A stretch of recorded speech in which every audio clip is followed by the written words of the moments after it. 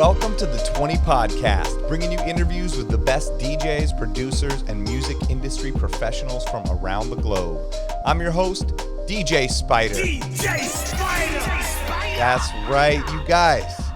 This is the 99th episode, okay? We have been doing this for 2 years. We're approaching episode 100, and it's going to be a special one. But before we get there, I had hit you with this one, which is equally as special. I'm so excited about this episode, the guest, and all that, and for you guys to hear it. So before we get there, let me let you know that I've been, the same thing I've been letting you know for the past 99 episodes. This podcast is brought to you by Beatsource. Shout out to Beatsource. Thank you for giving me the opportunity to do this. I can't tell you how much I appreciate it. I love being part of the Beatsource team. And I think you guys should try it out. Beatsource is the new digital music service for open format DJs. Jump on the website, sign up. You can use Beatsource link. You can DJ from the cloud. We've got amazing curators making these playlists for you. There is so much to learn and play with on there. So if you want a free 60-day trial, use our code, the20, THE20, and you'll get free 60 days on Beatsource.com. And let me know what you think of it, if you got any questions or any of that. Thank you guys, the listeners, for being with us. If you're a new listener, if you're listening since day one and you're on episode 99, well then mad props. You deserve something special. Got to make like a NFT for you or something, who knows. But thank you guys, I really appreciate it. Please keep supporting by rating and reviewing the podcast on the Apple Podcast app, and hit me on Instagram at DJ Spider, DJ SPIDER. Keep in touch. Let me know what you think. Keep posting the show. I appreciate it. Give me some feedback, some ideas for guests, anything you want to hit me with. I appreciate it. And thank you to everyone that's been coming out to my shows. I post them on Instagram, been posting recap videos and my gigs, so it's all going up on there, and check it out. But really, I'm just so thankful for Beatsource, for you guys, for all the guests that come on here, and just all that we've gotten to do. It just means so much to me. And now, for the 99th episode, we have got one of my favorite DJs and producers, someone I've been inspired by for most of my DJ career, which is a long time. You see these gray hairs coming up. This person is truly one of a kind, and he's respected by real DJs worldwide. He was part of a legendary hip-hop group called Jurassic 5. You may have heard of them. He has an amazing show, a live show where he DJs with toys, and it's really something you have to see to believe and understand, but it is mind-blowing and incredible. He does an amazing audio-video DJ series called Zodiac Tracks, where every month it's dedicated to all the artists whose Zodiac sign that is, and that is also equally mind-blowing and amazing. He's composed music for major motion pictures like Tom and Jerry and Ride Along and so much more. He's created sample packs and is continuing to create more for other producers to use. He does amazing Twitch streams that were some of my favorite and blew my mind. He's produced music for many people, from The Lonely Island to Method Man and beyond. He has a new album out now that we discussed called Run for Cover, of all cover songs. That is so dope. Really, the list goes on. We couldn't even fit it all in this episode, and I can't even fit it all in the intro of what we talked about. But I really, he had so much great insight. I got to know him better. It was, one of my favorite episodes. So I had the greatest time talking to him. I'm really excited for you guys to hear this conversation. Without further ado, please welcome to the 20 Podcast, DJ Newmark. We are here. We're in the studio, not virtual. Thank the Lord. We're in the studio with DJ Newmark. Give it up, you guys. Give it up, everyone at home. DJ Newmark in the house. What's up? What's up? What's up? What's up? How you doing? Man, it's so good to be here in person with you, man, instead of like chatting on IG or like yelling over loud music at a club. I know, exactly. So I'm just happy to be in the presence where we can actually have a proper conversation. Yeah, it's not the wait. What? Oh, sorry. Go ahead. Go ahead. It's like the Zoom half a second, like CNN, Iraq war type, or in a Twitch chat somewhere, Right. So it's good to be like in person, man. Thank you for having me. I agree. Yeah. Thanks for coming on, man. It is honestly my pleasure, my honor. You're one of my favorite DJs in the world, and favorite producers, and someone I've always looked up to, and so it's so amazing to have you on here. And we were just discussing, new technologies, and I was explaining Beatsource stuff to you, and you're always someone that I guess is so far ahead in the technological world, while at the same time marrying the beginnings of everything and the influences, and you have such a amazing talent of being able to weave these things together and sort of tell the story of the history while showing what's possible in the future. Wow, that's kind of how I explain my style when people ask. So really? Yeah. So do you want to be my manager, Spider? I mean, I would love to. I could talk. I pay a good salary, man. I'll do it for free. I'm in. Okay, that's what this show is. Our beginning relationship. I already am selling you, everywhere. We were saying before, I was like, I've been hearing your new project, Run for Cover, which we'll talk about on this podcast. I've been hearing it everywhere, which is gives me so much pleasure. Because when I first heard it, I'm in my house, I'm listening, I'm like, what an amazing idea. And obviously the execution is incredible. But then I'm going to Dodger Stadium, I'm with my son, and I'm like, they're playing DJ Newmark. And he's like, who's that? I'm like, I'm going to explain it to you. And then I'm at Hollywood Bowl, and I see Jazzy Jeff doing doubles with what I think is a Kid Cut Up edit of one of your songs, which you hadn't heard. So Kid Cut Up, you got to send him the edits. Yeah, man. Cut Up. What's up with that, What's going on? Don't leave Uncle New out in the wind. Come on. You're leaving Uncle New out.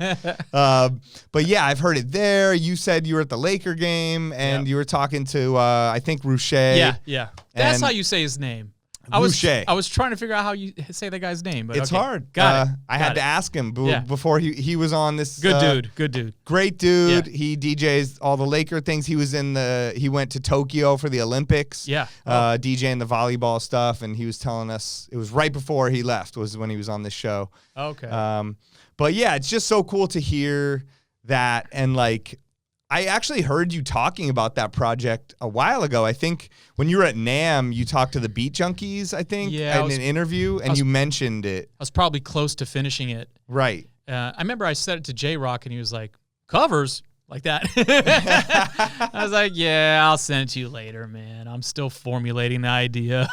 But what do you mean? Was he like, covers, huh? Or was he covers? He's just being Jay. We're very blunt with each other, but he's just being Jay. Just like, covers, huh? Just straight. And I'm just scratching my chin is it a good idea or a bad idea? Just enough to put you right in the middle where you think about both sides, Yeah. But yeah, man, I was probably close to finishing. I was probably mixing everything at that time, or rounding third base with the project. You know? And then kind of pandemic happened. Well, yeah, there was several things that kind of pulled me into Run for Cover. I did my first breakout record outside of Jurassic 5 was in 2004. I did a project called Blend Crafters, and I did a cover of Imagine, John Lennon's Imagine. One of my favorites. I played that. Well, so weird to hear people say that when I bring it up, because when I put it out, it was completely ignored, and then people started asking me about it about 5 years later. It was a late detonation. That's so funny. And I got slammed in the UK press. They were saying John Lennon's gonna roll over in his grave when he hears this, and all kinds of stuff. So I was just like, okay, I failed. Oh my God. Yeah, no, it was no. It was I played that at every gig. When I got the record, I remember I got the vinyl and I would play it nonstop because the drum intro you made was so ill. So it was amazing to mix in. Yeah. Then when it would come in, I feel like from my perspective, it was such a surprise to anyone that I was DJing around. They would always look over and give me the side eye of wait, what is this? But I never got a bad response. And then it was also at the time of when Serato was just being invented, I feel like. So I literally remember recording it into, I think, Cubase or something, and having the MP3, and I was so happy to have it, Right. Well, I did that one, and then I did another cover for J5's last album for the DJ song on the album called Canto de Asano, which surprisingly, when I visited Pandora, they said it was the most streamed J5 song on Pandora, and I was like, what? I was guessing crazy. like What's Golden and Concrete Schoolyard and all these songs that we did, and they're like, nope, you're wrong. It's this song, this Canto de Asana. I'm like, okay, so 2 covers did okay, you know, both late detonations. Right. And then some time passed along, and closer to this release, I played a gig in a market that I don't normally play, and I don't really have a huge following, and I did really well, and I was like, well, what was it? And I looked at my playlist, and it was like 70% covers. Wow. And so it was like those 3 things that kind of just said, hey, you should revisit this. Like maybe you're not thinking, you're not putting this underneath the microscope enough, you know? Yeah. And so that kind of made me dig in, and then it made my dry erase board, which is a big deal in the studio. If it's on the board, that means it's going to happen, or I got to get to it before I die. It's my bucket list. Okay. It's like my vision board. Right. So that's kind of how it started, you know, those 3 events. That's so cool. And I mean, if you think about it, as DJs, we love digging. We love other versions. We love finding every version of Ain't No Sunshine, you know, whatever. Like it's the dub version, Hey Jude, you know, all the different ones. I always say it's like, you know, it's the one time, you know, with a cover especially, it's the one time you can hit people with something that's brand new, innovative, and reminiscent in one punch. Yeah. Which is virtually impossible. Like a remix kind of does it, but it's taking the original thing, you know, but whereas with a cover, you have a whole new, you know, chance at giving the original new life, you know, breathing new life into it. So that was the whole attraction to the project. And I might do another one this has just been kind of crazy. Like, I think this was not a late detonation. Right. The other projects were. So the other ones were building that foundation I suppose, block for it to I don't stand know what on. happened, man. I chalked them up as failures, honestly. So isn't that crazy though? Like that, I mean, that's crazy to hear you say, because it truly one of my favorite records, that Imagine cover. I remember, I mean, I have it. I love the artwork. I mean, I drive by the place that you guys took you redid the artwork from that. Yeah. The spray paint. Yeah, the auto mechanic. Yeah, the auto mechanic, like out in Silver Lake. Yeah. I mean, it's that's crazy to hear that, you know, everybody has their own perspective on their own work, I guess, and they don't, it's hard. It's like when we used to, you know, recording our own voicemails, like, I sound weird. Like, you don't really do. I heard Arthur Veracai had a similar moment. You know, his record's worth all kinds of money, you know, and he had his record just hidden in his closet until I think his son or daughter pulled out. I was like, Dad, you made an album? He's like, oh, yeah, but it was a failure. Nobody liked it. And it goes for hundreds of dollars. He came out here, people going crazy. Wow. You know, like, beautiful record, you know. So you know, artists are, you know, the hardest critics on themselves. Our own harshest critic for sure. It happens. But I mean, I love, you know, I love so many things about what you did with the project, but also I think that the way you described it is good. We can do remixes and all that, but someone like you're known also for your music production and all of your background within the other groups you've produced, and also just your specific sound, like we said before, of marrying the old to the new, and your ear for drum sounds is absolutely like unparalleled. You know, like you're able to just find like the dopest old school sounding drums that still bang and like hit so hard, you know, and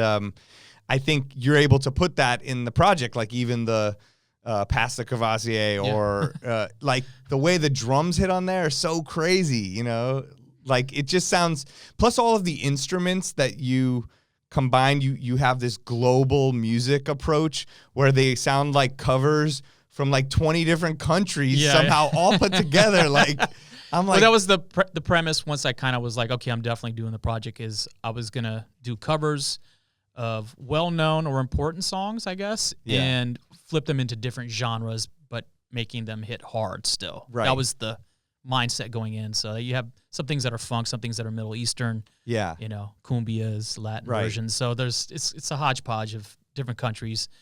I love it though. I'm like rapping along to Corrupt's verse on like ain't no like before ain't you no fun. Opened up your gap, but it's the sax. Yeah, but it's like or it's like the time. drum like and I'm like because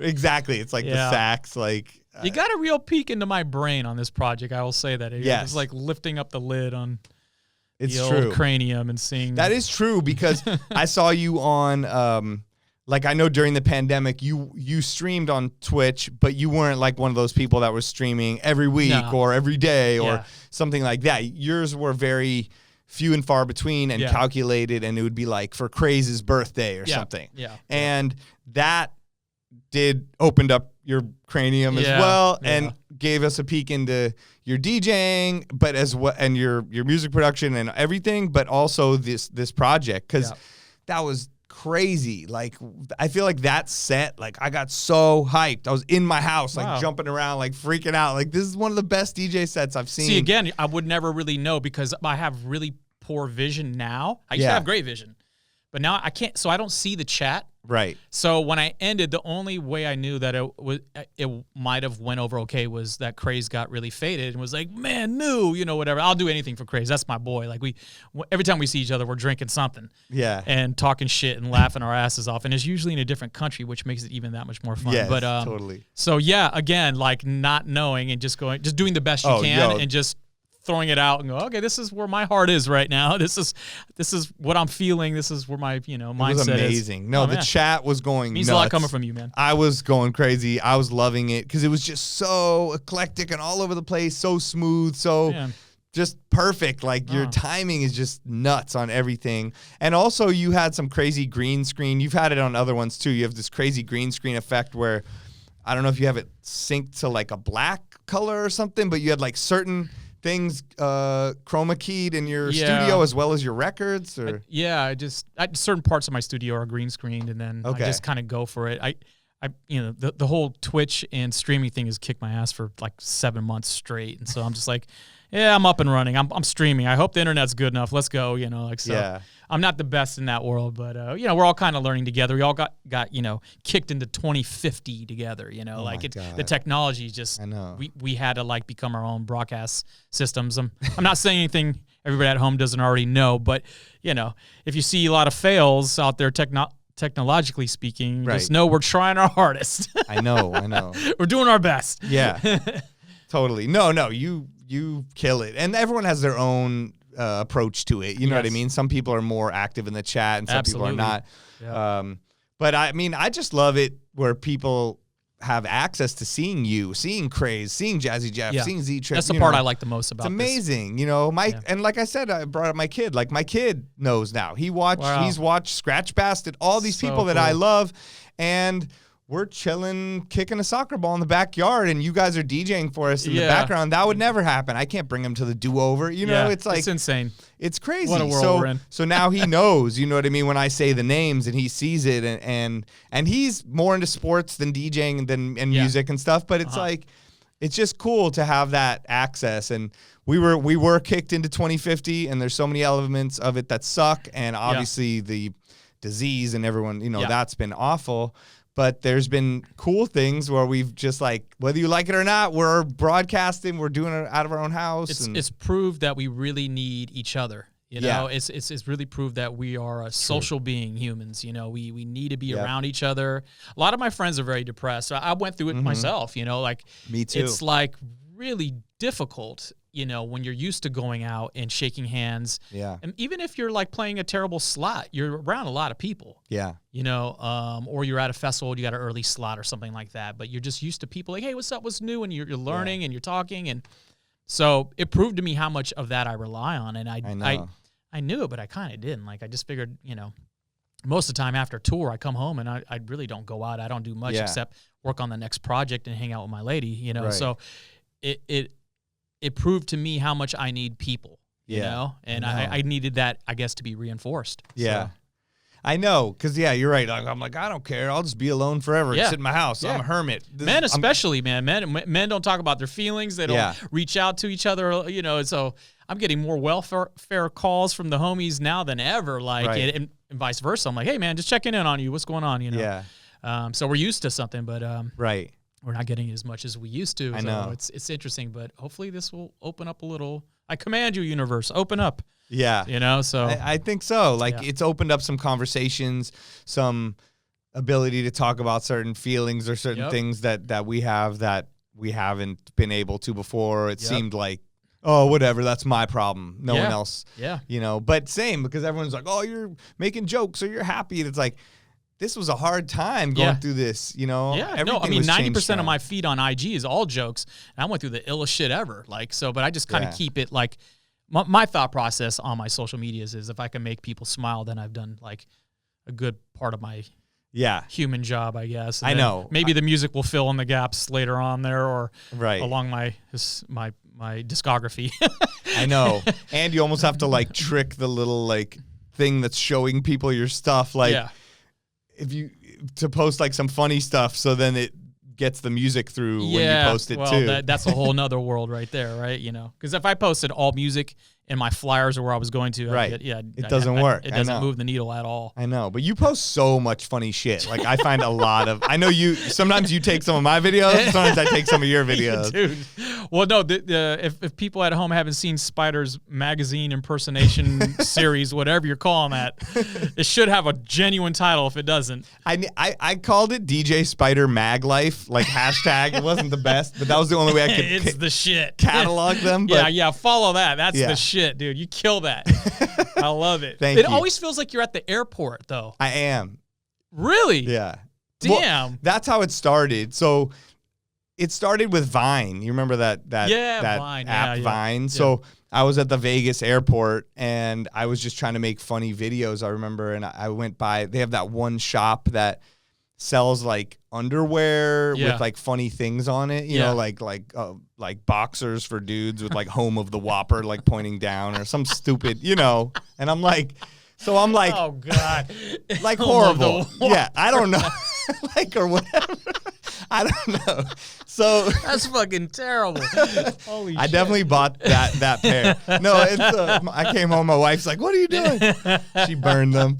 But no, so my plan was to go in, film the underwear, and then film my face, going like, "What? This is weird." Right. So I walked in the shop. I filmed a couple pairs of underwear, filmed my face. Yeah. The two women in the shop look at me like, "Who's this dude filming underwear?" And then his face, and then I'm like, "Oh God, I look like some weird creep." Yeah. And so they're like, "You can't do that." I'm like, "Okay, sorry." So I ran out, and I ended up in the magazine shop, and I'm like, "I got like 4 seconds left on this Vine. What am I gonna do?" Oh shit. And I filmed like a shark's face and then like imitated the shark face and then filmed some old dude. And then people were like, "Yo, that was funny." Yeah. And I feel like Instagram came out with their video shit like very soon after, and it was like 15 seconds. Right. And I was like, what if I do a whole one? I was back in the Vegas airport and I'm like, I'll do a yeah. whole one where I film the face and the face. And people were like, I love this. Yeah. And I was like, shit. Keep them coming, I'm Spider. literally Keep sitting, them coming, bro. I mean, this was so long ago, and I was just sitting there in the airport. So then anytime I'm in the airport and I have free time, I'm like, all right, I'm going in, and I'm doing it. So yes, you are. I think I've done like 95% of them in airports. And I did one. Yeah, I missed like my flight. I was in Vegas this weekend and missed my flight like an idiot. I haven't missed a flight in so long. But damn. I'm like... I'm like an athlete coming back to try to play sports that's not like hasn't been training. So like I looked at the wrong flight and it said C22 and I went there and it was B11. It was like across the airport. So I hate those. Dude, they're calling my name. You have 1 minute. I'm running like I can't breathe. God. And I'm like I show up and the door's still open, but they're like, no, you're 10 minutes before. You're too late. So I missed it and I was like, this is my chance. Haven't done a mag life in like 2 years. So I've had a few of those with the toy set where I've had like extra equipment on my back, and obviously most of it's checked in, but just sprinting in the UK, at Heathrow, like the worst, dude. And you get there, you can't breathe. Yeah, in the AM, you're all shook. Yeah. I'm like, at least I got my exercise. There you go. But it led to me doing I did my first new one within 2 years or something from the pandemic. I think I probably saw that one. I think that's why I brought it the whole thing up. so same, try to just make people laugh on social media and utilize it for that, and then use it for your promotion, within all that. Yep. Within all that stuff. But yeah, it's been hard, and as we use social media and different things in different ways, and we've learned now to use Twitch and do these podcast things and all these new technological advancements, that we can use to get our voice or our music and different things out there and connect with each other. We appreciate you, Spider. Keep them coming. I'm trying. Once a week, you're over here grilling it. Once a week, baby. We're two years in. Man, so we'll see. Man, right there. Thank you so much. Well, yeah. So So we've talked about your Run for Cover project. You know, for anybody that has not checked it out or needs a little more info on it, basically you took all these songs that you love, you made a cover version album of all these songs, and it's not just limited to the music. Like the artwork, you obviously put a lot of work into, or whoever did it, or you worked with them, because it's super dope. Like it looks vintage, it looks handmade, it looks like it has a lot of meaning. The fonts even you used, you know, like Pass the Cavassier written in that crazy font, like it's ill. I mean, that's why I feel like this project, I don't know, like when J-Rock said covers, we may not know what that J-Rock statement means for another 20 years, okay? We might be in 20 years. He doesn't remember, you know. Well, I'm just saying that it could have a double meaning. We don't know if you're taking it as, I don't know, should I have done this? Or is this a classic project that in 20 years, DJs that are just born today are going to be going, you know, I just found this record, you know. To his credit, you know, during the stream, I did a stream to promote the album with Craze. It was so dope. Oh, you saw it? Cool, man. I watched Craze, Four Color Zach, J-Rock, Maceo from De La Soul, and Scratch Bastard. And Jay was like, these are all A-sides. You guys just got to go get it. So I'm like, oh, damn, that's how you feel about it now. That's cool. That's great. You know? Yeah, no, it really is. It's nice when people you look up to, and especially DJs that you grew up with, and you know, you guys have all been in the trenches together, just trying to climb up this fucking muddy hill. Show it a little respect. I mean, it goes a long way. You know, we all want a little bit of, you know, hey, I got the record, or you know, I heard it, or I played it, or whatever. It goes a long way. So, right. You know. I think it's great. I think it's perfect for you and your sensibility and your music production, how good you are to put it into that. And in a way, kind of like Mark Ronson, that's similar to the way he was transitioning into his production world, whether it was a cover or sort of an ode to a sound. You can hear it, his DJ mindset going within his production. Absolutely. And, you know, some of the other great people that have done it. So, yeah, I mean, and as far as the artwork, who did the artwork, or how did you come up with that? It was different with everybody. So the layout for Pass the Cavassier was, the idea was from a very old Middle Eastern record, and then my boy Plan B came in and kind of got my thoughts across with that, and I was like, I really need to say something in Farsi that says Pass the Cavassier on the top.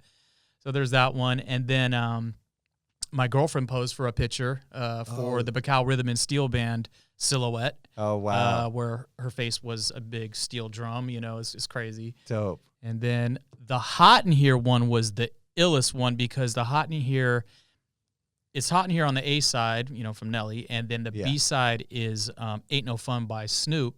And both of my cover versions have saxophone as the lead vocal part. Oh, wow. And so the cover is my friend Octavio Sancho's record collection that got completely burnt down. Oh, crazy. So it's called Hot in Here, and then there's a burnt saxophone in the middle of the floor. Oh, my God. So it was like really fitting, and I've been sitting on these photos because I was going to do a coffee table book about DJ's record collections, and it was my first photo shoot I did with my boy Pablo Aguilar. And so I was like, damn, man, like, I started researching coffee table books for record collections, and there was too many of them out there. And I was like, I'm not doing this shit. Okay. I'm just going to get lost in the sauce, even though I have like cool ideas and you know, people burnt record collections and flooded collections and all this stuff. I just passed on it, and I just had it in there. I'm like, what am I going to do for Hot in Here? I got saxophones. I'm like, yo, there's a burnt saxophone in a burnt collection. You know, like it just all made sense at the last minute. So, yeah. That's kind of, so it's just, I'm kind of working with different people. Okay. Yeah. I was wondering, I saw that cover. I couldn't figure out totally what it was or meant. But. If you turn it over, it's like, there's a stack of 7 inches that just are fried. Wow. Yeah, it's insane. That's nuts. But he has a whole new remodeled house now, so I'm happy for him. Good. That's good to hear. And what about like the legalities? Like, how do you put something together like that? With covers, it's much easier than it is than it is to clear a sample. Right. It's our weird music laws. You can clear a cover right off. It doesn't have to go through every publisher and all that. It doesn't work like that. So they can't say no to your cover. No, unless it's like some crazy catalog like, you know, the Beatles and stuff like that. You know, there's certain catalogs there that it raises too many questions or whatever. But for the most part, you're getting a license for a cover license for it. You put the stamp on the back of your record. You hold the license, and that's why there's a lot of covers these days. You're hearing a lot of people I notice in like the lo-fi world or whatever, you know, the like kind of beat maker thing that's blown up in a way where these younger kids are making beats and putting them out. Yeah. I look on some of their pages because some of the beats are pretty dope, and sometimes their top ones will be a cover of whatever, you know, from a famous song, a video game song. You just kind of have to stay somewhat similar to the arrangement. That's the whole thing. So you can't interpolate. You can't. But you know what's crazy, man? Like if you go to the 60s and the 70s, like they were interpolating like crazy on some of these covers. Like they'll jump out of key. They'll go down different avenues and do these crazy solos and add a bridge and all this color in the 60s and 70s especially. There's a lot of covers. A lot. And J-Rock did an all cover set on my stream from those eras, and there was one of Nas's sample for One Love, Smiling Billy Suite, and I'm like, this is like way off of the arrangement, you know, but it was a more forgiving time. Now with the, you know. Well, it was probably a more regional time with if records even made it out of the area. People are just very, very litigious, sensitive and uptight these days, you know, in a lot of walks of life, you know. And especially with the music law, you know. And, you know, as far as samples goes, I just think no attorneys really want to touch it. They don't want to get in there and get their hands dirty because I don't know if there's enough bread in it for them to change the law and be like, no, okay, 1 bar equals this much money, everybody. Just calm the fuck down, okay? 1 bar equals this much. And for the artist, you know, the original artist, you know, is like a Diana Ross, you know, high level, then it's going to cost a little bit more. It's you know, it's kicked up a few notches. But nobody wants to go in there and get their hands dirty. It goes, 1 bar equals this much. 2 equals this much. Here's what you pay on the master side. Here's what you pay on the publishing. Instead it's like, it's recognizable. I want this much. So it's gotten kind of nasty. It's sad because we're really losing a lot of creativity from it, you know? And just the thought of like, if samples had a little bit more, if sample law had a little bit more transparency and there was a little bit more rhyme or reason to it, the amount of projects that would come in and the influx of creativity would be astounding. Like we would hear so much incredible music. Because the whole idea of sampling is you're trying to borrow texture. You know, you're painting a canvas. You're like, oh nope, I need chalk. Fuck paint. You know. The whole idea is to create texture. You know, and that's why they're doing it. It's not because Billie Holiday sang the best riff in the world. It's because she sang a great riff plus the texture it's just bonkers. And it's meeting your perfectly compressed new sounding drums in a way that's giving contrast, and all good art has contrast. Dark spots, light spots. That's what art is. You know, and so a lot of people are missing the point. That's true. We're getting like sued to death. Like we're getting law. You know, the laws are getting to a point where, because all of our creativity is based, it just goes back to we need each other as human beings and being around each other. That's when some of those creative moments get sparked, when we're out getting inspired by someone else.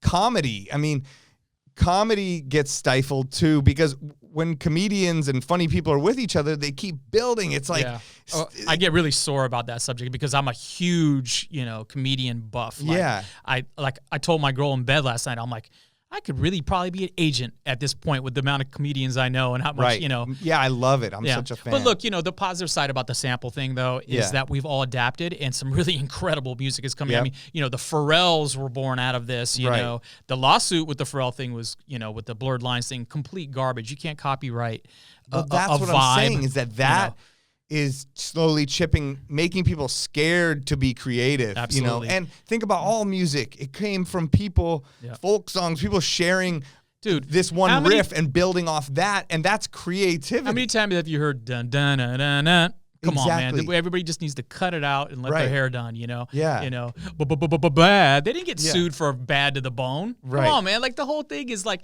I can list off a litany of these, you know? It'd be a whole different show, you know? Even Ronson's, you know, with the Bruno Mars lawsuit. That is an old fucking, you know, chicken strut riff, man. That's an old riff. It's you know? true. But, you know, it's what it is. It's almost like the thing that we loved as DJs with the digging and finding the sample and sharing it with each other, our little like fun secret and thing to do. then got turned on its head with like the TikTok and all the people being able to expose it around the world. But we're like, no, you're putting it too much. Now you messed everything up. Some beautiful things have come out of the tightness of the laws and all the lawsuits. So I'll say that. I mean, my Run for Cover album, there's no samples. Right. It's plugins and musicians from all around the world. Right. And I went to their studios. Like if, you know, my cover of Hot in Here, I flew to Australia to work with the Traffic. My cover with the Cow Rhythm and Steel Band, playing, you know, steel drums, I flew to Germany. So like, you know, I did my cover of It's Bigger Than Hip Hop, all Middle Eastern plugins. Wow. So like, cool. It's pushed me, you know. So it can't be all negative, right? But it's just like a shame that there's, you know, a muffle on it, you know. Like someone trying to, you know, dab it out, you know. Yeah. No right. It's that thing. It's like if you have creative ideas and you're around people that are like, that sucks, like it makes you not want to share it. And so that's almost like what the lawsuit on the Blurred Lines is doing to people. Like they're like, well, maybe I shouldn't do this. It puts that doubt in their head. Unfortunately, it's semi set a new precedent for copywriting a vibe. And you know, it's not even in the same key. Yeah. You know, we got to get down to theory. It's called theory for a reason. Yeah. You know? It's true. It's logical. And there's a reason why people who play piano are good at math. This is like goes back to logic. Like, so yeah, that one bummed me out a little bit. Yeah. I turned into a little bit of a curmudgeon after that one. You know, I had to like lift myself up. But you know, I'm sure we'll bounce back. Yeah. Well, like you said, the good part is it pushes us to be creative, do things, and your cover album is crazy, you know, crazy combination of everything, you know, like that. So everyone go check it out. And, you know, so, and just to go back in time, like you talk about all the different worldly influences you had on there. Where does that come from? Like where are your early musical influences from, even before DJing and then getting into DJing and production? Yeah, I don't really come from a musical family, but you know, my mother was a belly dancer. Oh wow! I'm half Iranian, half Czech and Polish. Okay. So I had a Middle Eastern influence very early on. But to be completely honest, as far as like the whole world thing with me putting out like mixtapes like Take Me With You, where I'm doing all Latin. Yeah. That all really comes from records, going back to samples. You know, it comes from finding records in different regions and going, oh, there's a conga break on here. This is cool, you know. And then you graduate from the straight up boom, cat, boom, boom, cat to like a conga break. And then it's like, oh, here's like a steel drum break. That's strange. And then like it just gets weirder and weirder, but it opens your mental palette in so many, you know, wonderful ways. It's almost like having a good vocabulary by reading a lot of books, you know. When you build up your record collection and listen to a lot of music, it opens up your mental palette and you become more aware of music from around the world and different cadences, you know.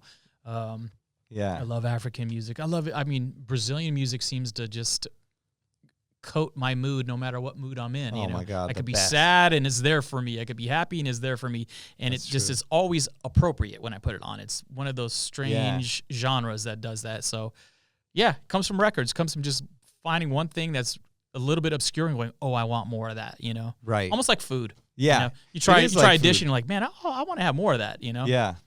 No, it is. I mean, I've heard even just like psychologists, people talk about how your brain, as you get older, will be more prone to not want to hear new things, you know, and you have to keep feeding it new things in the same way with food and ideas and sounds. Otherwise, you become this closed-in person who just wants to eat the same thing, think the same thing, listen to the same thing. Yeah, we become set in our ways as we become older. And I'm like constantly trying to pry that part of my brain open. Like, no, man, come on, stretch. Yeah, don't let it harden into the rock, like flow like lava. You know, constantly be. Yeah. No withering allowed. Yes, that's cool. That's why music keeps us young in certain ways, though. I feel like and constantly motivated. You know, like you seem like someone that doesn't really lose their motivation, and someone or I guess. You're consistent is what it is. It I don't know. Depends on where I'm at, you know. Yeah. Like I'm the type of musician that has to constantly touch and feel my art on a almost daily. Like, I don't go to my studio to put out something. I go in there to touch and feel. I need to be like in touch with it. And if I'm not like touching and feeling the keyboard or programming, going through music and observing things that I haven't heard before, And it's always like, with music, you always hear it different the second time, third time. Oh yeah. 350th time around. Like, totally. well, what the I didn't never heard that chord. That's crazy, So for me, I have to touch and feel to stay like sane. Right. Are you in your studio every day that you're I try to go in there at least every day to do something, to get some sort of influence, go to my piano, go into the main room, program something. I do a lot of sample packs now, and so I'm kind of forced to, and with the sample pack, you're really slowing your mind down because you're just going dung, dung. You're hitting the kick drum like 400 times in a row to make sure you got it sounding right. And so that's been really interesting for me because it's made me, you're already like the funnel, on the music is really tight as a producer already, as it is. Mm-hmm. But when you're doing something like a sample pack, it becomes even like microscopic because you're going down to the one hit, or a loop you're working on even, is it something that someone else would want to loop or chop up? So I've been having a lot of fun with those. I have, it's like a crate series, Crate Expectations. Yeah. Crate, the new one I'm working on is called Crate Adventure. I'm going to release it on Black Friday. Dope. So yeah, that's, so that's really kept me in the studio. Right. Because I'm constantly, that has way too much high end. Let me back that off. You're constantly evaluating. That could be basically an infinite amount of work time. You just have to set limits on it. It really is very time consuming, but it's been satisfying in a different way. Yeah. Do you feel weird giving away, let's say, the loops, like that you're like, this is a dope loop. Here you go. It's for my sample pack. And then if by some chance you turned on the radio and I don't know, Justin Bieber's singing along or something, and you're like, what the hell? Like, is that a weird thing? No, I think this is the new chapter of my life, actually. I think this is where I'm at, Right. And hoarding music has never really helped me in any way, we all have our secrets, but don't get me wrong, but I'm not the scratch out the label kind of guy. Yeah. And I want to open up more, going back to what we were saying before about prying our minds open. And the older I get, the more open I want to become. And I think this is going to help in a lot of ways, just kind of clearing the desktop, I have we all have tons of beats in our computer that never going to see the, light of day unless we pass away and our wives go, hey, here's this unreleased shit. Yeah. That's not cool. Like, release it, get rid of it. Yeah. In a lot of ways, it's slowing our hard drive down, because it's like, we're full of all these ideas. Like, I wanted to give it to Nas. Yeah. No, man, give it to the kid around the corner that's been dying to work with you, Who or release maybe is the new Nas. Yeah, you don't or even release know. An instrumental project or do a beat pack with it or something. Right. Clear the desktop. So I'm on a mission of that, Right. Get rid of what's kind of lingering. Try to find homes for things. Right. No, that's true. It's almost like you have this big storage space and it's filled up and the door's blocked and you gotta like get everything out. It's hard for me to think of new ideas, new projects, shopping new beats. True. Run for cover, whatever it is.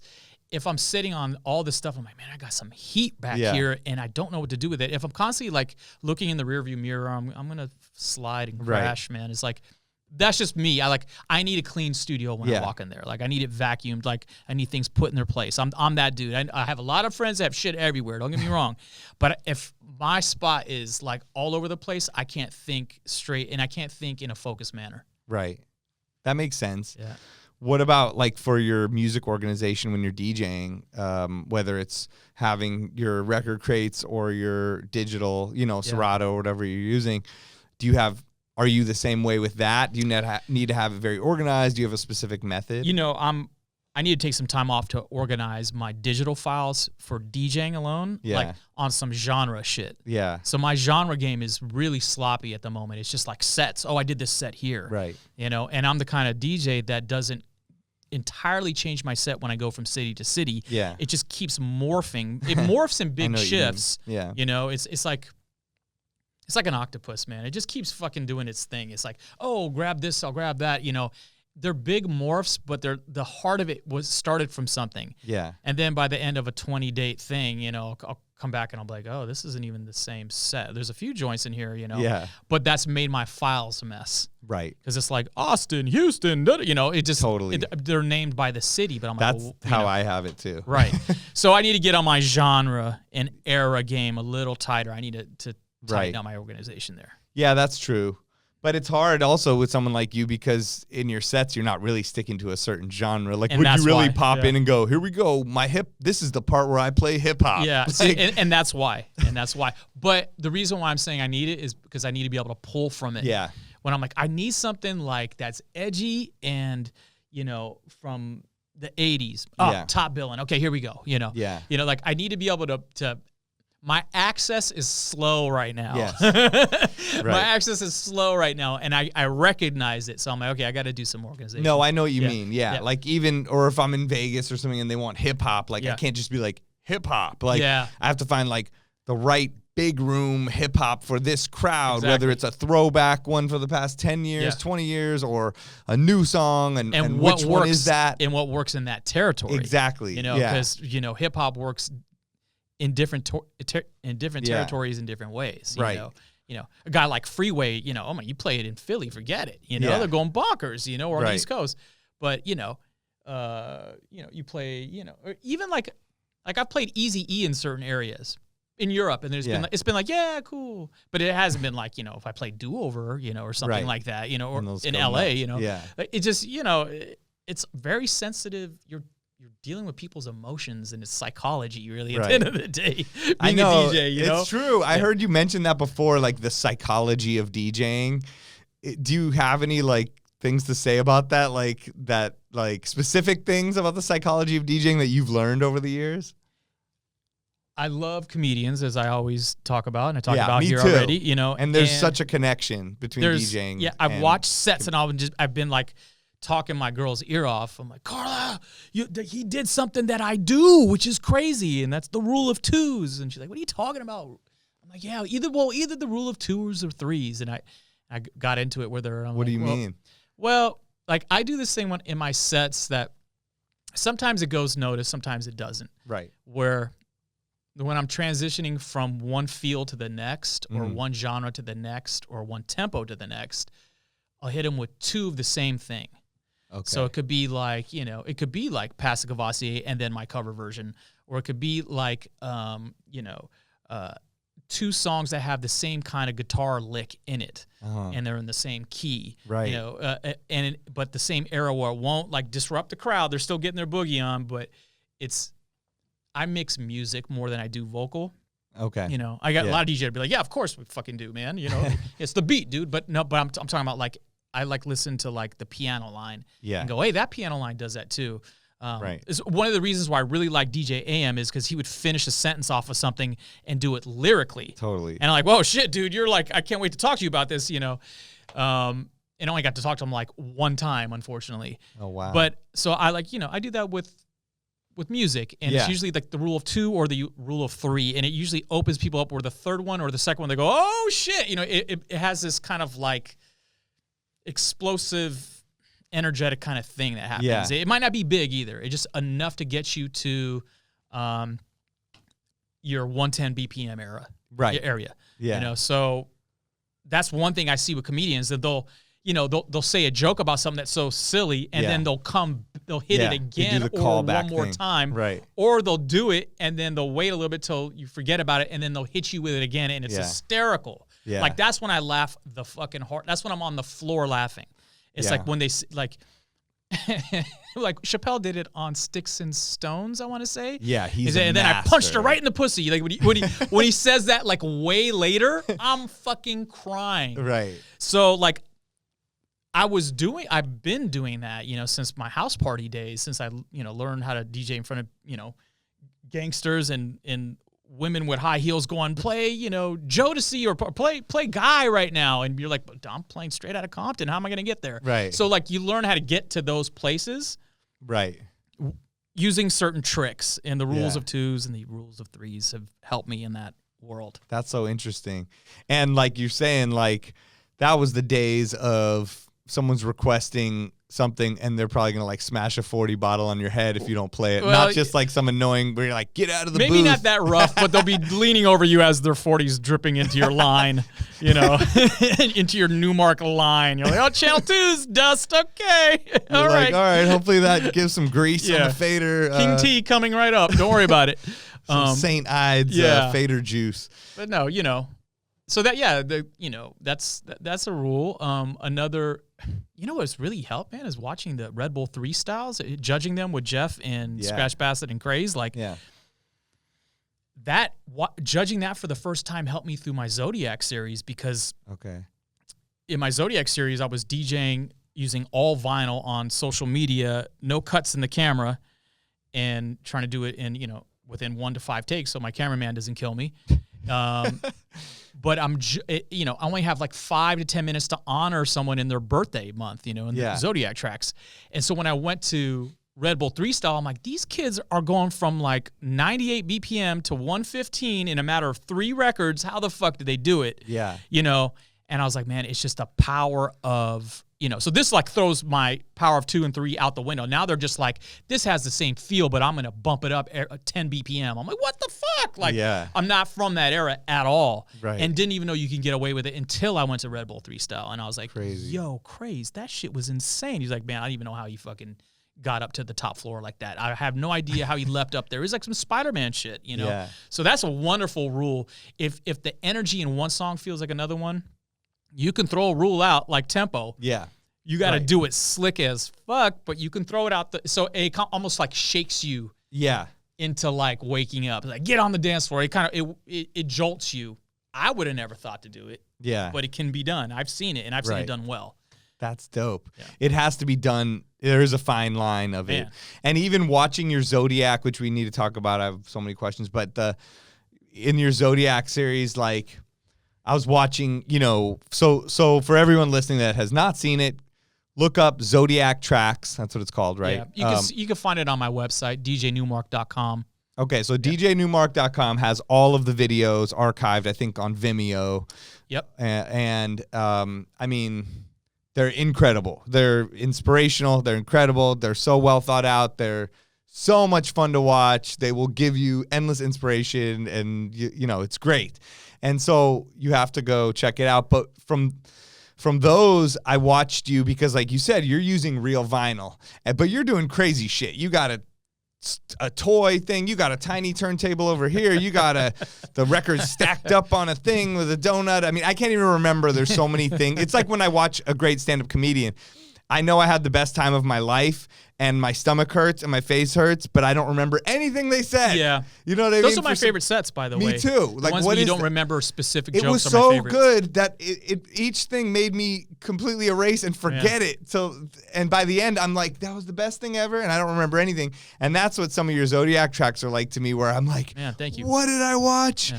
I just went through so many emotions and ups and downs, and like trying to learn technical and Shazam a song.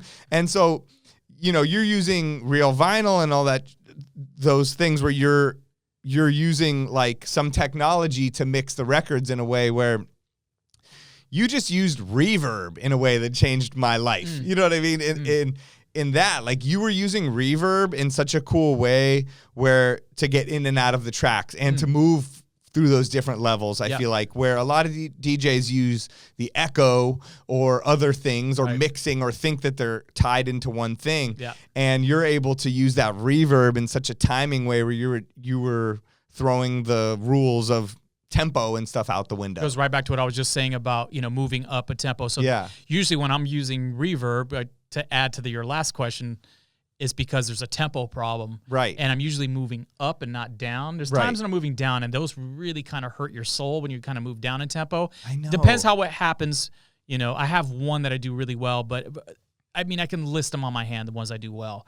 But moving up in if there's a tempo issue, a verb will get you to the promised land for the most part. Right. Depends how you do it. Yeah.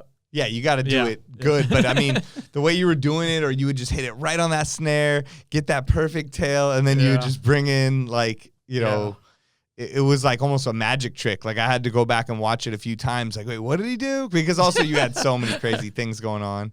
Like I was saying to my friends, some of my friends, I'm like, this is like DJ sorcery. You know, it's like magic tricks mixed with DJing. The key to Zodiac Tracks, for those who have no clue what the hell we're talking about right now, it's just a way for me to honor as many birthdays as possible in one given astrological month. Right. So, if it's like the month of, Geminis, I'm honoring, Kanye and, Kendrick Lamar and Lauryn Hill, myself, I'm a Gemini, I'm honoring all these people. So right.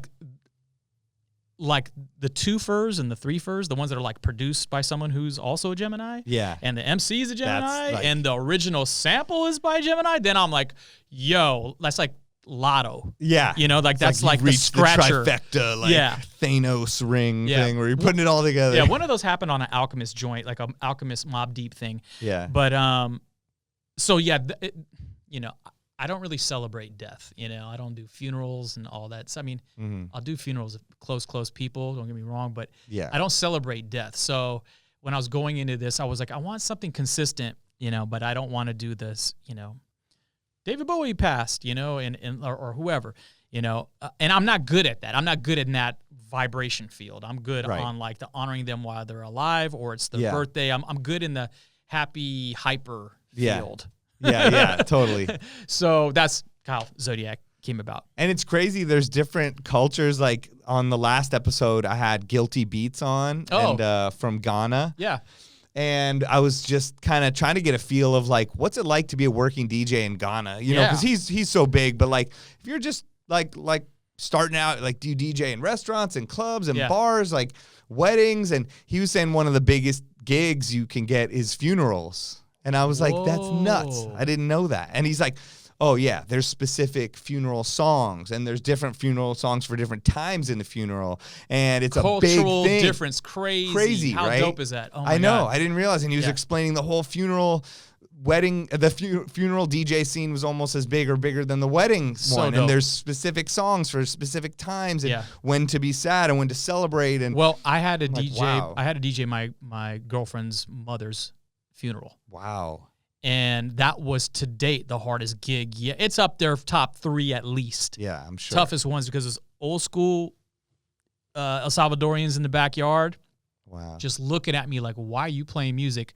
But this is what she wanted. She wanted, this is what, she told me when she was live, she's like, Mark, you're gonna DJ my funeral. I'm like, oh my God, like no pressure. Like, right. So I got like tons of cumbias going on in there. I found something with her name in it from a live concert that was just goosebumps. It was crazy. Wow. Like the night ended like really like eerie. But yeah, man, it just goes to show you how different gigs are, huh? Yeah, totally. And different cultures and yeah, man. But how DJs find a place within all of it, And you're never overly prepared, I can tell you that much. No. So don't feel bad, any of the DJs listening, if you're like, damn, I forgot to play this, or man, I really, schlumped up that one. We're all there. It doesn't matter how much I prep. I'm always like, damn, I really just should have really thought that whole area out better. Oh my God. What was I smoking, Right. They don't want to hear this. Yeah.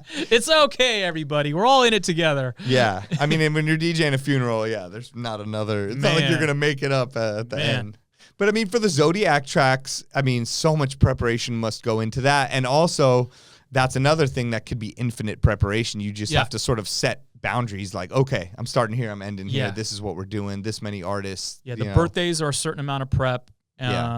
Yeah, just the research. I mean, because I learned from it. I'm like, oh, I'm a Capricorn. I'm like, oh, these people are Capricorns. Yeah. That's cool to and know. I loved that part of it, too. The discovery of it was really, appealing to me. It motivated me. Right. But the toughest part, believe it or not, was finding the hip-hop records because I thought I had them all because I had Serato. Yeah. And a lot of those were like, like React by, Eric Sermon. Yeah. One of my favorite Just Blaze beats, by the way. So dope. I'm like, oh yeah, I'm all set for this month. I'm good. Yeah. The routine itself, I didn't practice much at all. I did those in 1 to 3 takes almost every time. 1 to 5 takes. That part wasn't hard for me. What was hard was not having the hip hop record and having to go on Discogs or Amoeba when we were still alive, or before the pandemic, I should say. Right. And go, do you have it? Do you have it? Like the last minute sweating, like I need the vinyl. I thought I had it because I had Serato. Right. So Serato was like had the Mirage in front of me. It was like, oh, it's so true. It seduced me in the wrong way. And I was like, no, Serato. So that was the toughest part about Zodiac. Wow, interesting. But I had the original samples. Yeah, but you didn't. I had the original of samples, course, but you I didn't have the actual hip hop songs vinyl, on which was press on really vinyl. like, damn, dude, you've slipped this much from hip hop. Then you talk to yourself in your head, no, but you got on Serato, dude. Don't worry about it. Well, also you made it this far without needing them until that day. You know what I mean? It was like 15 years. Again, you can never be overly prepared. Yeah, it's just one of those. But Serato does do that. Like I remember, I was getting hit up to do those Boom Bap Monday things on Twitch. I'm like, all right. Yeah. I'm like, I got everything, and then I'm like, it was funny. It was the opposite. I had all this shit on record that I did not have in my computer, and I was like, I thought I had all this, and then I'd be searching it like, you can't even download this. That's crazy. That too is an issue. Yeah, it or goes, a weird, it goes or the other a way. weird version, or I needed the instrumental, so then I have to record it in. Yeah, there's a lot of weird holes in the matrix. Yeah, when it comes to like shit that we took for granted that we had on vinyl. I've been finding them left and right lately. Totally. Yeah, no, it's crazy. And well, here's a good chance to plug Beatsource. We can you can DJ off the cloud. It's another tool you could have in your arsenal. For real though, just to look up potentially. Oh, the acapella, the instrumental, the official thing is on there. If you don't need, obviously not for vinyl sets that you're doing. No, but, we're talking your world with the specific incident that you just listed was perfect for that, my friend. Yeah, exactly. Yeah. But you planned out the sets before you did them. Yeah, I had to have them planned out, and I had to. The whole goal was to honor these musicians, bands, solo artists, and get them in under 10 minutes if I could. There's some that got a little courageous and contagious, and they got to like 12 minutes or something like that. And I was just like, okay, I'm doing too much. Let's get this, down. Let's quick mix them and do it right. I mean, it's pretty amazing you fit it in 10 minutes. Like this podcast every week, I'm like, this will be an hour at the most. And I'm like, how did we just talk for 2.5 hours? Like, it's hard to keep things, within the time frame. Man. So I totally get it. And a cool thing that came out of it too was the record with Method Man, right? Zodiac Killer. Yes, sir. I mean, I remember when that came out, I'm like, first of all, just the drums on it and the sounds you used. And I mean, it's such a dope record just to cut with your friends and just hang out and scratch over for hours on end. And besides that is a super dope record, Thank you, man. Means a lot coming from you. Yeah, it was so good. So what's the story behind that? So as I was rounding third base on Zodiac Tracks, I was like, do I want to do another season? I had done 2 seasons, and I was like, I think I'm going to cool out and get to the next project, Right. Which I guess in the end was a trademark after that. But I wanted to do something, or I don't know, I might have my timeline mixed up. I was getting ready for some other idea. I have too many ideas. I just can't get to them. But we were working on set together for a show called Drop the Mic, where celebrities rap battle against each other. It's comedy, produced by James Corden. And I was so happy to see you on there as the DJ. It was great. It was a nice change of pace for me. It felt good to do something like that and get out of my element. But and Method Man was the host. Method Man was the host, and I approached him. I'm like, man, I'm doing this series on my Facebook. It's starting to go really viral, man, or it went viral about a year ago. And I was like, I want to end it with a song called Zodiac Killer. Can I play you a beat, man? I have in mind for it. He goes, yeah, no problem. He's like, bring it next week. I'm like, cool, yeah. Brought the beat next week, put headphones on him, and I'm watching him. And then he starts doing his meth dance. I can't do the meth dance, but he does his sway thing.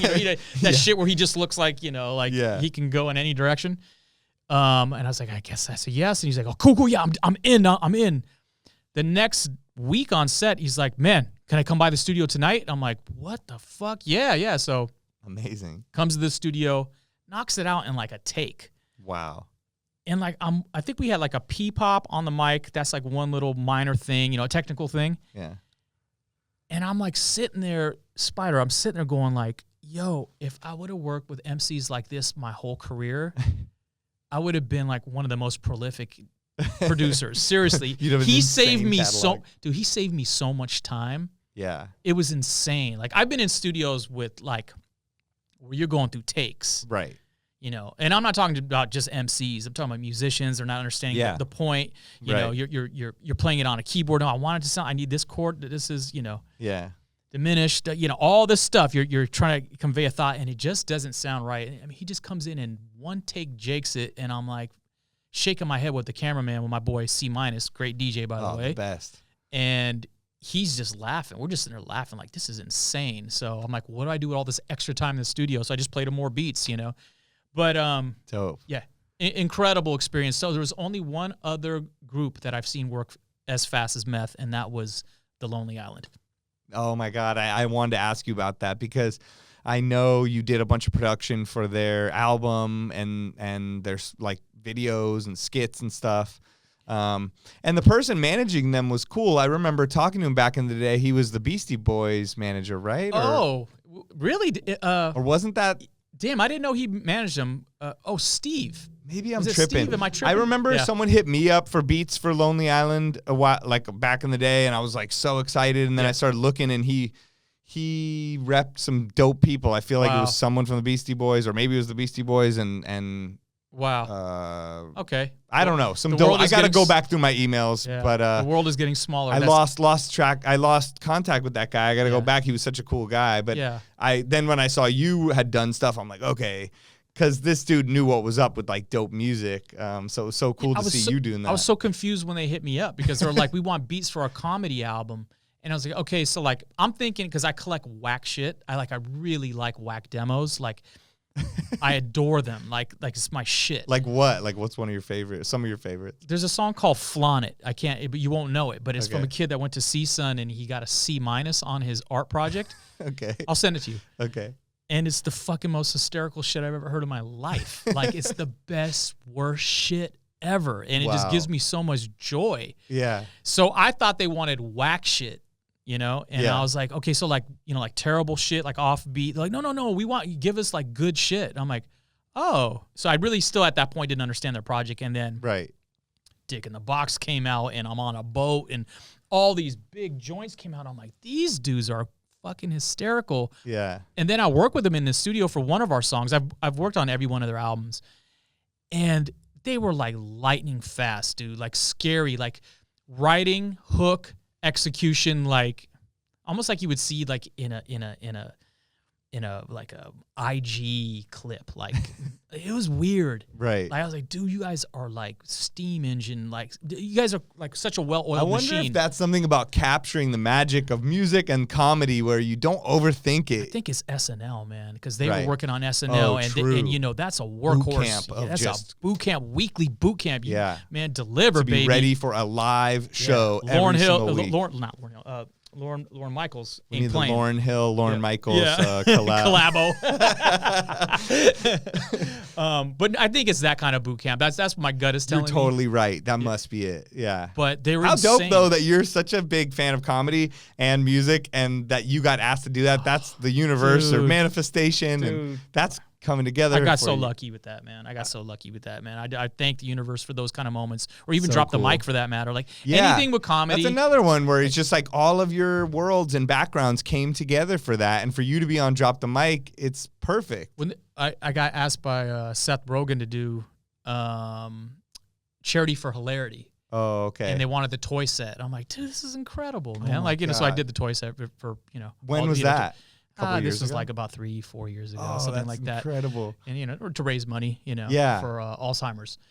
And that's so cool. And I was like, this is like quadruple win. Like I just like it's like you were saying with the Alchemist Havoc, all the things coming together on your thing where you hit that trifecta. You have those gigs, and then you have the gigs where the promoter is missing in action when you're at the end of the gig. You know, you take it with a grain of salt. And I've had plenty of both. More of the second, more of like where they're missing in action. Well, good to know. So we've all been through all of it. Oh man, no, I've had my teeth kicked in several times for sure. But that's so cool. Like, it just really shows to do things for the love of it. Don't worry about money, what other people are going to think. Even if you think something's a failure, putting the time into something that you feel genuinely passionate about, you think is dope artistically, may pay off 10 years down the line. You don't know. Seth Rogen might see the toy set way down the line. You don't know what it's the cover thing. Yeah. Like it all comes together in a way. Weird things have come about like 5 to 7 years later. Yeah. So you know. So that just shows like don't get too caught up in the moment and what in the past even too and in the future. You never know what's gonna happen. I don't do any what's golden came out 20 years today. Right. I don't do any of the I know what you mean. Celebratory things from my past. I'm new. Yeah. I'm always kind of pushing forward and not trying to stay too in the future because then I get really anxious. Yeah. Well, it's like the saying, if you live too much in the past, you're depressed. If you're too much in the future, you're anxious. It's so true. I try to stay like in the now, but moving like the next 3 years. Like, what am I doing next 3 years? I'm kind of in that zone all the time. No, you're right. That is something that I feel like probably that gives me anxiety if I'm ever feeling like that. I'm overthinking the future, like something I could never control or predict. And there's guys that are amazing at it. As we've seen, like some of these producers are insane these days. And they're always coming up with new things. I'm like, man, they must be really interesting on a personal level, man. True. I have a good grasp and a good appreciation for the past, so that's grounded me. Yeah, you do. That's all it is. That's all it is. Oh man, that's so cool. And we mentioned the toy set. Another insanely inspirational, mind-blowing thing to me that I've seen you do over the years so many times. I mean, I've seen you do it. I mean, you used to do it, correct me if I'm wrong, when you would tour with Jurassic 5. Yeah. You would come out and do that as part of the set. So I remember seeing you guys way back in the day doing it. I got to even open for you guys at this thing called I forgot what it was called. Something in the Bay Area. It was like a snowboarding event, but they did it. We were at Candlestick Park, or we were like in a I remember this event. Yeah, we were in a baseball stadium. Right. And they had snowboarders in the middle. I think Shaun White ended up I can't remember what it's called. It was some specific event every year, but they booked Jurassic 5 to perform, and I got hit to open. I was like, this is insane. Yeah, I was so hyped. And this was like the MySpace days, But I had seen you do the toy set on videos, and I think once before I had like seats really far away, Yeah. But I got to see you do it up close at that show, Oh, and it was just like out of the biggest treat, like for me, because I'm Nice, like, man. this is crazy. Like, so, I don't even know how to explain this to the audience or somebody that doesn't know much about it, but basically you've collected these toys, I don't know, since you were a kid or no. So there was one toy that my ex-girlfriend showed me called Music Blocks, and it's like, it's a big slab of plastic, and it has, I think 6 or 8 cubes on it, and each side of each cube has a different shape, and each shape represents a different part of the band. Yeah. And so I'm playing this thing, and like, her son has it, and I'm like pressing it. I'm like, this thing sounds like an SP1200. And I'm playing it, and I'm seeing there's a cartridge in it. I'm like, I took the cartridge out and put the jazz one in. I'm like, this is insane. Like each one, like, circles are bass lines, stars are pianos. And I'm like, yeah, the shapes actually make sense with the sounds. Right. And I'm like, this is an incredible toy. So I bought I think I bought 6 of them or 8 of them. I can't remember. And I just practiced with a mixer in the middle. And I was like, well, this could be a fun little thing with Jurassic 5. How'd you get the mixer in the middle? Like, how'd you get the sound into it? I had my boy take the 1/8 inch out that's out of that toy for headphones for the kids and made it 1/4 inch. Oh, okay. And so I'm not very good at soldering. I'm really sloppy. So I have my boy do all the soldering work. Okay. But it didn't just plug in. That's what I figured. No, it didn't just plug in. So I had that routed in, and then I was like, well, God, if this toy does that, then there must be a bunch of other toys. And so there weren't as many as I thought, but there were a good handful of other modern toys that were crazy. But then I was like, well, let me start thinking about the past. And so I got the 1969 chimp that claps the cymbals, and he holds like metronome for me as I go through all the toys that are filling up the entire stage. At that point, they were filling up the entire stage. But it started kind of like, well, I need a DJ routine because Cut was getting ready to leave the group or had already left. I forget. But so I needed to kind of fill up more time. And so then the group broke up shortly after that. And I was like, oh, my God, I never saw myself like as a solo artist in any way, shape, or form. So I was like, well, let me fill up the entire stage with toys and see what this does. And it thank God, it paid the bills for like 6 years or something like that.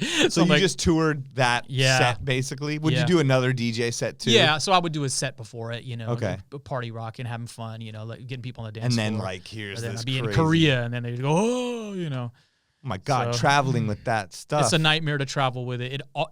I never aced it. I never figured out the travel portion of it. I figured out the set, and I've done like clean sets of the toy set, but Yeah. traveling with it beat my ass to the very end. I never figured it out. I never was under the weight restriction. There was always a broken toy or mishandling of my equipment man. through the airlines, and through every airline. It always whooped my ass. Wow. It causes so much stress. I had to stop. I was like, man, I need to chill for a little bit and go on to the next project. Would you ever do it again? It would have to be like a big check. Well, I was supposed to do it for this year's Russian Red Bull 3 style. Oh, yeah. And then the pandemic hit. Right. So, Okay. and the check was right. And I was Yeah, like, Red Bull can and put it on its anything- own private jet out Yeah. there. Each anything toy for gets my a man seat. Kenny too, who runs Yeah. Red Bull 3 style. I love he's the Kenny to man. death. So I was like, okay, Kenny, I'll do it. But it takes a lot of prep. It takes a lot of battery changes. They're not meant to be practiced on a lot, so I can't practice. I maybe get a practice or 3 in Yeah. to just refresh my memory on certain parts, but I can't go knocking at them Right. and drilling the routines. Right. They're not going to put up with it. Crazy. They'll just break after a while. Absolutely. Wow. That's so nuts. Like, I always wondered, I'm like, where did he get these? Is he collecting them? Is it just keeping growing after a while? And, Some work really well on stage, some just take and every time when I had a kid, then I would get these toys and I'd be like, this is kind of dope. Yeah. This is kind of like from his set. Like, Tag me on the toys, everybody. Tag me on the good ones. Some companies made futuristic-ish ones. Like, I remember buying one. I'm forgetting the name of everything at this point, but I'll try to remember the name. But it was these cards, and so you had to put an iPad or a phone into the front of it, and then it had a bunch of slots on both sides, and it was a game you play sort of against each other, and it had a ton of cards, and the cards were a stem of the songs. Yeah. And so it would change the tempo and bring in certain instruments and certain songs. So it had like Check the Rhyme or Call Me Maybe. It had like Tribe Called Quest and Carly Rae Jepsen. It has like everything on it. So it had like scenario and like all kinds of stuff. And then you drop the cards and it would adjust the tempo and the things, and you'd make these sort of like mashups. Sick. But I bought it for my son right away because I'm like, I want to play with this. It reminded me of some of the stuff you did. Oh, that sounds wonderful. My kind of party. I don't even know if that thing still they make it or what. My friend Urban Medium Derek in Atlanta hit me. He's like, have you seen this thing? And I was like, he's like, I just got one for my daughter. I'm like, I just got one for my son, and we're like playing with it. But it's incredible. Similar kind of stuff. I love it. The stuff that they're coming up with for the kids is ridiculous. It's ridiculous. Yeah. Like even the garage band stuff is just nuts. Like they have access to these samples and they have the same kind of thing too with these loops I've been seeing in the garage band. These little kids are making beats and showing me, and they have like a circle loop and a square loop, and it shows what they're doing, and they drop them on each other. And I'm like, this is nuts. Like what they have the ability to do. You mentioned what was the thing I was going to bring up? It was somewhere in there. Well, I don't know. I lost my train of thought. But either way, there's like you have so many projects that like I'm looking at my notes like I want to ask him about this and this. Actually, no. You know what? I don't want to like it to fall by the wayside that we brought up was your sample packs. So you brought them up before, but how would people get them? You release them with Ableton, right? So do you have to have Ableton to buy and use them? No. So I did a pack with Ableton called Creme de la Crate. Okay, that's what it was. I got that one. And then I released it also through Drum Broker. Okay. And I also released it on my website at djnewmark.com. Okay. And it's also on sounds.com. So there's a few different areas it's living in. Right. I'm still new to the sample pack world. Well, I'm about 8 or 9 in, but I'm still new at it. So I don't know if that's a good thing or not for it to be everywhere, or if you just want to drive people to one place. But at any rate, you can get it. And really, I guess the moral of the whole sample pack story is I'll have a new one on Black Friday called Crate Adventure. Okay. And it'll be more like music oriented. I'll have drums on there for sure. I'm a drummer. I grew up playing drums, so I have to, include that. But I brought in, like African guitar, like crazy textures, good drum loops. I did an area called song starters, where I give people just the first 4 bars to a song, where I made the music, I give them everything, and you guys can chop away or build on that idea. Wow. When you're uninspired, those kind of things help. I like that kind of stuff. So a lot of people talk about writer's block. I don't really know what writer's block exactly is because I'm always just touching on something. Right. So it always takes me down some crazy river. Yeah. But I see what they're saying, when you procrastinate and then you get in, you don't know where to start. So I gave a whole area called song starters. Oh, cool. So yeah, that's really what's next. And and they're royalty free. People can take them, chop them, loop them, do whatever they want, smack put them it up, out there. flip it, rub it down. Oh no. Hell yeah. Amazing. That's so cool. So that's something people could buy. So the one was through Ableton, but the rest you keep releasing through all those other areas. And I'll continue to. Right. And so I think the only reason to have it exclusive is if a company wants to cut you a huge check and have it exclusive. Yeah. Right? And what, I did it that way the first time around because I just didn't know what I was doing. Yeah. And I couldn't get anybody to return my call from Splice. Interesting. So I tried like 5 times the email there, and nobody hit me back. So I was like, okay, well, I'll try through my buddy at Drum Broker, Alcoda. Yeah. Did it with him. Then Ableton was like, yo, man, what's going on? I'm like, let's talk. Yeah. Let's talk. Dope. That's so cool. Well, I got to get those other ones. I got the Creme de la Crate one through Ableton, and then I wasn't sure how to get the other ones, so glad I asked. I got you. And your website's dope. Like, for people that haven't checked it, you keep referencing it, but very well put together. Thank you, man. It shows everything, you could buy through your store, but also really breaks down all the things you've worked on, and I think keeps up to date. And because something else we haven't discussed is a huge thing you do is music for movies and TV shows. I watched the Tom and Jerry movie with my son, and it made it so much, not that it was good, but it made it so much better to hear the music and to hear scratching in there and to hear all the elements. Like when I watched Spider-Man and I heard Blakey, on that, it was like, oh my God, I have to watch this again. So then when I saw Tom and Jerry, and I actually didn't know that you had any part of it. So at first I'm like, why is there like a dope beat? And I'm like, why is there scratching? And then I'm like, oh shit, Newmark did this. Yeah. I've been very fortunate. I've been knocking on the motion picture industry door for like 10, 11 years now, and they're slowly opening it up now. Yeah. And I really look up to, guys like Danny Elfman and, come from like Oingo Boingo. And then next thing you know, they're like Simpsons and they're doing the whole theme song. And you're like, wow, that is incredible what he did with that. Amazing. So, I mean, that's ultimately where I would like to go production wise. Yeah. And so doing, they'll say, they need a cue to match this feel, or Christopher Leonards, who actually scored the film, says, hey, I need you to roughen up this so it feels like the alley scene where Tom is chasing Jerry down the alley, Right. So sometimes you're working off of an idea. Sometimes you're coming up with something from scratch. And so I got like I think a co-scoring and additional production credit on Tom and Jerry, which I'm very thankful for. Yeah. And I did similar things for Ride Along 1 and Ride Along 2 with Kevin Hart and Ice Cube. Oh, cool. So it's good. And it's the same composer did that as well, yeah, right? So Christopher Leonards, God bless him, man. He's been such a generous soul, and I guess he trusts my musical intuition. That's great. So it's been great, and it's very hard work, I know. A minute is a lifetime of work. Right. When they're like, okay, we need a minute. I'm like, oh, okay, babe, we got to cut dinner kind of early tonight. I got to get back to the lab. Like, this is a minute. Like, a minute's a big deal, Right.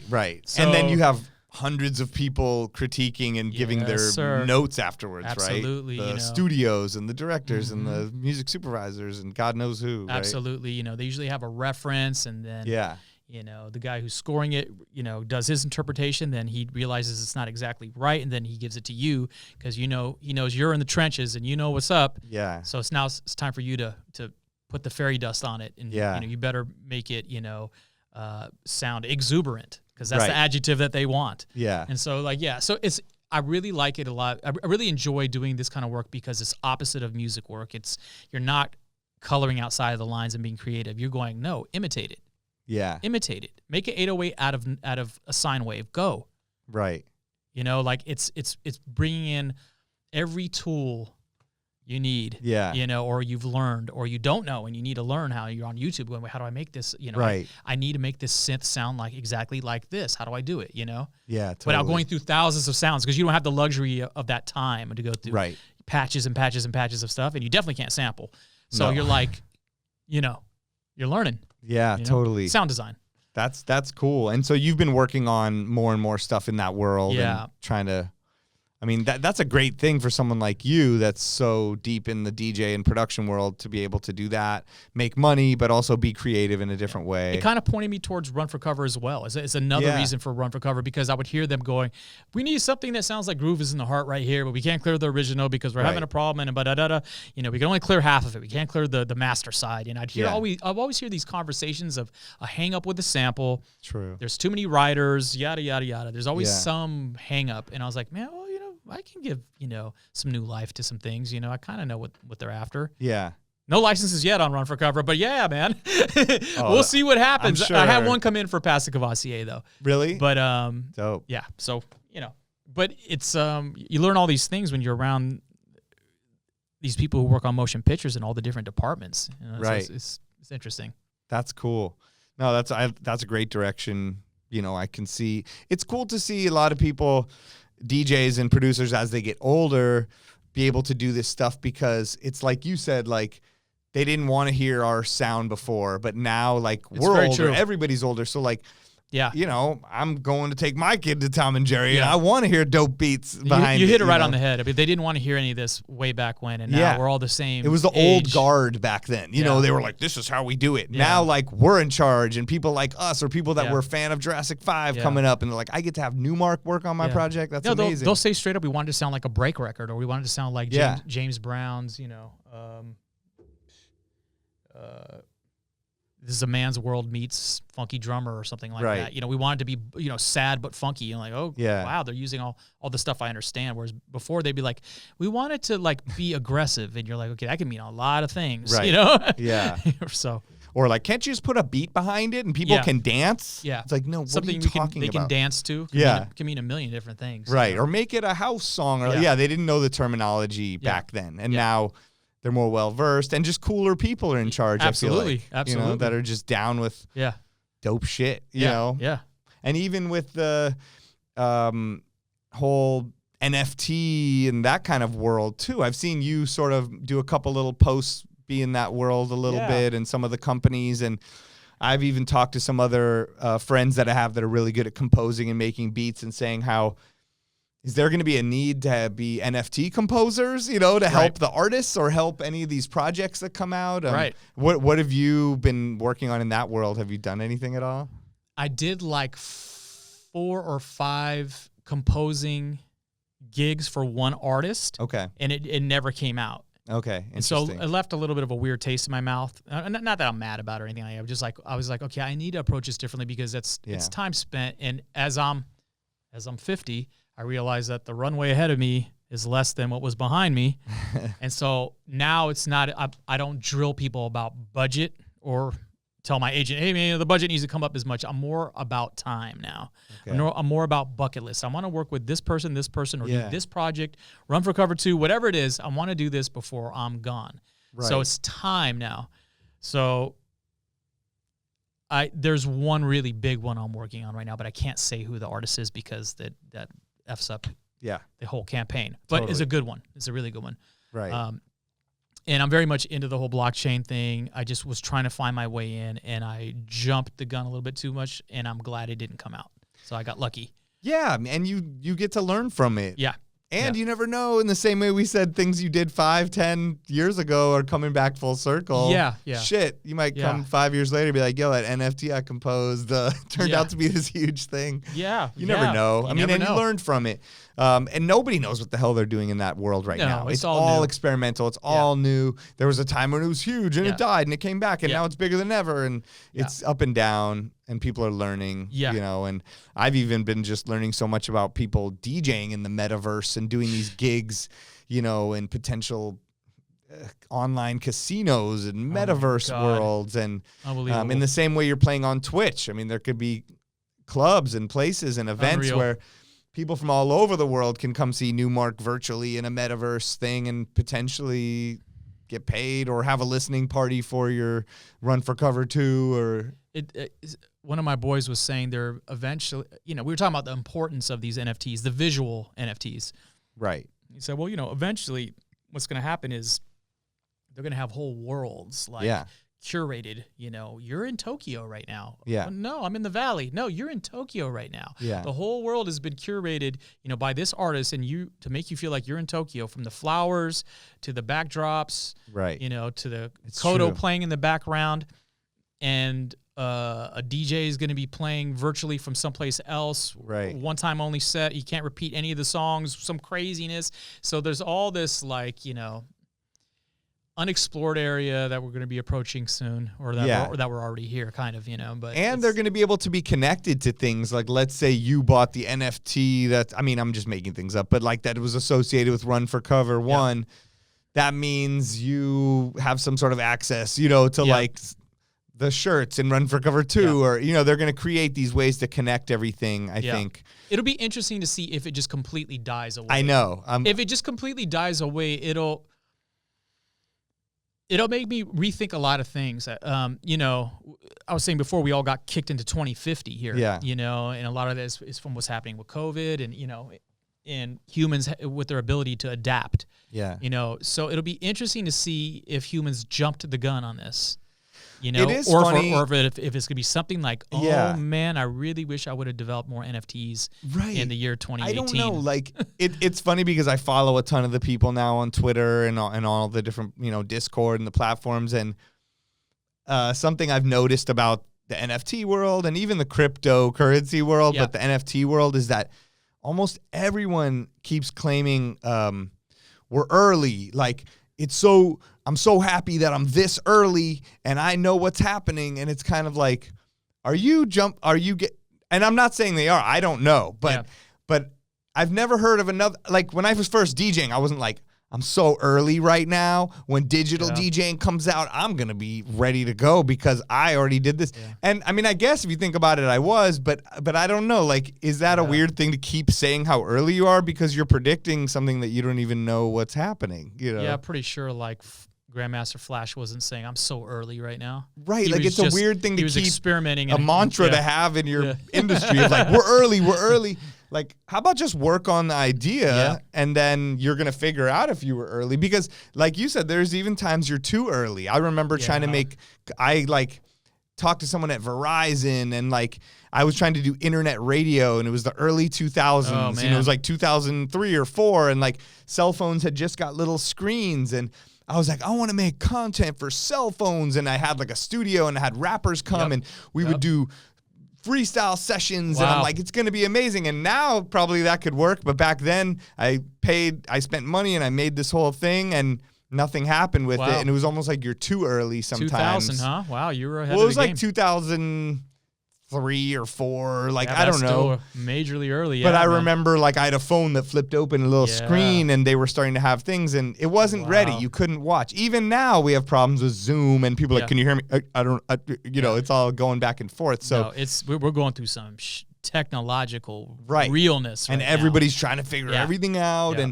And everyone's so, the metaverse and the cryptocurrency and the whole world. There are people that don't have phones and computers and live in the middle of nowhere and don't know yet. So you're also excluding all of them. They're like, do you want to create a world where they're in one world and you're in the other? Like, we're going to have to figure this all out. But it is super exciting. And I think there's a space for it. I like the virtual reality aspect of it and the NFTs and all this futuristic stuff. There's a place where musicians and people can come together and do something. Absolutely. We're figuring it out. Absolutely. And something that you were touching on, like, I guess not caring about the budget or not caring about the money as much and doing bucket list things and being in a different place in your career where you're making samples for other people to use or you're making other things and in a way giving back to the culture. And something that I've noticed about DJs getting older, like you mentioned, you're 50 years old. Happy birthday. Thank you, bro. And that's inspirational in itself. That's so dope. Like to hear that DJs I love are 50 now. When I was younger, that wasn't no DJ was 50. I don't know. That didn't even exist in a Yeah. way. And I saw like you did your birthday at Russell Peters' house. Yeah, he was gracious enough to have me and put up with all my antics. So that was very kind of Russell. Thank you, Russ. Russ, you're the best. Hopefully he'll come on this one day and bless us with his. Yeah, you gotta he'll get make Russ up fun here. of me the entire episode. Yeah. I'm sure that's all he does. Everything will be an innuendo or a word that he flips that you said into something Yes, he sexual will or crazy. definitely say that. Yeah, a lot of weird things about me, my race, Jewishness, and Yeah. That's his Steve. very un-PC, and I'm ready for it. Let's go. But you know what I'm getting at is that I feel like I guess something I noticed, let's say with the Beat Junkies as an example, was when they Perfect started example. this school. I was like, how the hell are these guys going to run a school? And also, do they even want to? They're going to be Yeah. annoyed with people asking them questions. And in my head, I'm like, that's crazy. That's the coolest thing I've ever seen. But how is this going to work? As I've seen it grow and how incredible it is and how people don't even realize the opportunity they have to learn from once in a lifetime things, learning from these incredible DJs. Yeah. But also like the smile on the Beat Junkies' faces and the sparkle in their eye was like, wow, Yeah. maybe this is the magical touch of growing older as a DJ. You don't try to keep doing the same things. You don't say, back in my day, I did this. You grow, you evolve, and you give back. Yeah. And that's the way to like make your inspiration grow and feel good and make the world a better place when you're not here anymore, right? Well, I mean, my dad was a college professor for 37 years, and he would always say he was constantly learning from his students. He loved That's amazing. He taught speech and communication, and his favorite class was the foreign students that would come here from Iran and Philippines and all around the world. He would just like there's a whole different look of life. Right. From them, so it would blow him away. He would always tell me stories and crazy stories. That's so cool. I think when you're teaching, you're getting so much back. Yeah. You're giving, but you're getting so much back. I don't know if I'd be able to be cut out for it, man. Those guys. The good thing about the Beat Junkies is there's a lot of them. Yeah. And they all can wear a lot of different hats. So they Yeah. let me dish it off to Mr. Chalk for this one, man. Right. So shouts to Chalk, shouts to Rhythmatic, J Rock, Babu, C-, the whole crew. Yeah. All of them. D CeeLos. Styles. Yeah. CeeLos, all those guys, CeeLos, man. D Styles, Good everybody. crew. I mean, what they've built and been building is incredible. But like you said, I wouldn't think, no offense to Babu, he's one of my idols and favorites, but I wouldn't think he would be a teacher, natural He born. loves it. He's amazing. He loves at it. Yeah, He's yeah. great, and he Yeah. loves it, and it's so cool to see that Yeah. because you'd think, oh, I remember him from Dilated Peoples. He's smoking weed and he's Yeah. just doing his thing, and he doesn't. I'm intimidated by him. I don't want to talk to him. I think he's gonna like kill me or something. Well, the thing about Babs is Babs is hysterical. Right. For those who don't know Babs, he's one of the funniest human beings on earth, man. You get to talking with him, and he gets in his silly mode. Forget about it. He's so fucking funny to talk to. I've laughed really fucking hard with that guy. I love it. That's great. Yeah, no, he's cut out for it. Yeah. He's cut out for it. Well, it's just cool. So yeah, what do you think? So that's so interesting, and about your father, and I know you were really close with him, Yeah. and I used to love, I've watched the videos and things you've posted, and Yeah. it's really, it's amazing. It's touching to see like the relationship you guys had. And, Thank you. And also like relating that his being a college professor and constantly learning. And that's something I've heard from mentorship on both sides, that like people have like, hey, can you be my mentor? Like, how do I get a mentor?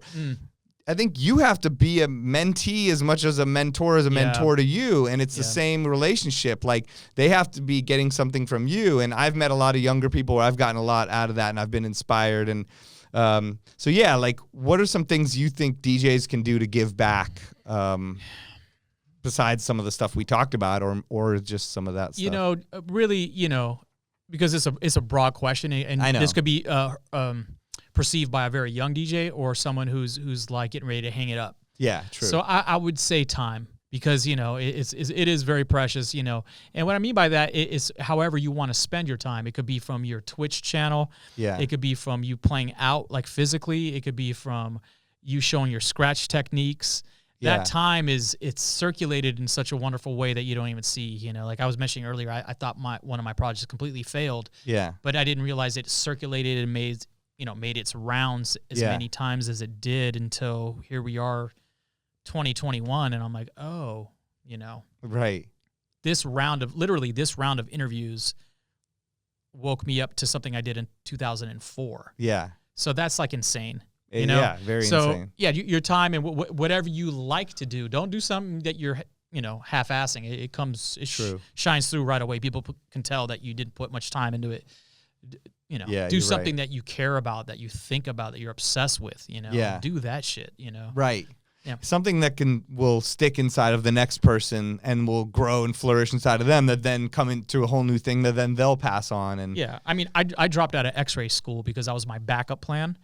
You know, my mom worked at Kaiser Hospital for 45 years. Wow. And you know, came here from Iran, learned the language, total G. You know, and she's like, well, it's a good backup plan. You always have a job. You know. Yeah. You know, and you know. It wasn't until I walked out of class about 6 months before graduating and said, I can't do this. I can't, you know, it's not like an insurance job where you can afford to daydream about music the whole day. Right. You're taking care of patients. Yeah.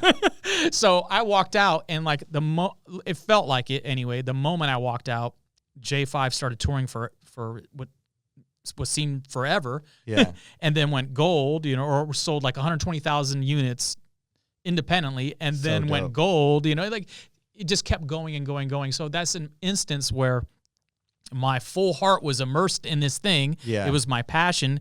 And when I put all my eggs in that one basket, it flourished, right? Yeah. Some people don't have that experience, so I can't say that for everybody, but Right. you know, passion goes a long way though. You know, it's That's not to be overlooked. Huge statement. And I mean, Jurassic 5 is one of my favorite groups too. Like, I mean, I have every single 12-inch you guys put out, every album, anything that would come out, I would get it. I mean, I would just play it in my car over and over and over and over. You know, it was like, and I would go to so many of your guys' concerts, you know. I mean, the huge turntable also thing you guys had. I got a few gray whiskers from that one. How the hell did you guys bring that fucking thing around? Dude. To build it every single show? Basically. Oh my God. But it worked. I remember seeing it. I'm like, that's a prop. And then I saw you guys scratching on it. I'm like, this is nuts. Took me like 4 or 5 months to develop that thing, and it wiped me out, bro. Crazy. Wow. You really drain yourself. You put everything into it, and then you drain it out, and then you come back. The problem is by the time I'm ready to perform the fucking thing, I'm too tired, right? Oh my shit! God. I need like a espresso shots of Red Bull. I know, at that man. point. But yeah, I feel like I wish we had like a 10-hour podcast because there's so many things I wanted to ask you about, because we didn't even say how like how J5 even, you know, Jurassic 5 even formed in a way, you know, and like how I always wondered like how much of your sound was incorporated into it, and then Cut Chemist, and then all the different people in it, and how it even came together, and who decided who did what. I'll give you a real short one. Okay, yeah. J5 is 2 groups formed as one plus me. Oh, it's like the Brady Bunch of rap groups. Yeah, there you go. So that's the first part of the question. Okay. And as far as our sound, I mean, production-wise, it was usually equally produced by myself and Cut Chemist, and then there was always like a guest producer or 2 or 3 or whatever. Right. And yeah, that's the short of it, you know, and, you know, we really got along with the MCs because they knew almost as much about the records as we did. Like you know, a guy like Soup, for instance, like he really knows his 12 inches. He really knows records, you know. He was talking about Mantronics and stuff with us. He was talking about, you know, all these like rare one-offs, and we're like, damn, that's pretty cool. I think I can be in a group with these guys, you know. Yeah. So that was the engine, in my humble opinion, that kept this thing going, is that the MCs cared about it the way the producers did. Yeah, and so it kind of had this commonality where we can lean on something, you know. Yeah. We can lean on True School, the generation before us, to propel us in our next release. Right, and it really felt like you guys were honoring the original group of hip hop by bringing it into a new era, which is like all the music you make that we talked about in the beginning. And it you know, when I would hear all the MCs going together and Charlie Tuna doing his part, and I mean, his voice is just so, all their voices are iconic, but you know, his just that standout deep voice. They don't make baritones anymore. You just don't hear them anymore. No. I can Yeah, there's this one dude out of Europe I know. I forget his name. Damn. There's a very few, and in singers as well, you hear less baritones. I mean, when we were growing up, we had Barry White. We had all these guys. Yeah. Even Lou Rawls is a baritone. Right. You know, he get down there. Yeah. You know what I mean? So, like, yes, he's very blessed for that, for having that voice, you know? So it's just like. So classic. I was very lucky to have them. I'm thankful to them. I appreciate them. Yeah, and so it just kind of, like you said, Cut Chemist left the group, and then they broke up, and it's I know you guys did a reunion thing at Coachella at one point. Yep. But basically it was just kind of like we're all ready to go do our own thing. I think so. I think, you know, we hit that plateau, we hit that glass ceiling, whatever you want to call it, and you know, everybody can smell it in the room or feel it in the room, and that you're trying to put the pieces back together, or you're trying to, you know, make something, and it's like, it's funny. It used to fit so evenly and perfect. The Tetris used to just tick, tick, tick, tick. Now we're really working at it. So you got to ask yourself, you know, are you going against the grain? You know? And as we all know, with art, it has to flow, baby. You know, so everybody took some time to explore their individual creative endeavors, and yeah. Cool. And what about with Cut Chemist? Like, you know, it was dope to see two DJs working together, and two producers, and two people that knew so much about breaks and history of music. And do you still like work with him at all, or just kind of homies? I haven't worked with him at all, but I was just hanging out at his house like literally about a week and a half ago for his birthday. So he just had a birthday. Nice. So we were there laughing our asses off about it. He's really fucking funny. Anybody who knows Cut, he has the driest sense of humor. He won't laugh, and he'll say the illest shit ever, and you'll just start laughing. So, and to top it off, he has a great memory, so he can recall things like from television shows, or you know, his recall is really fast. So that makes the joke really hit.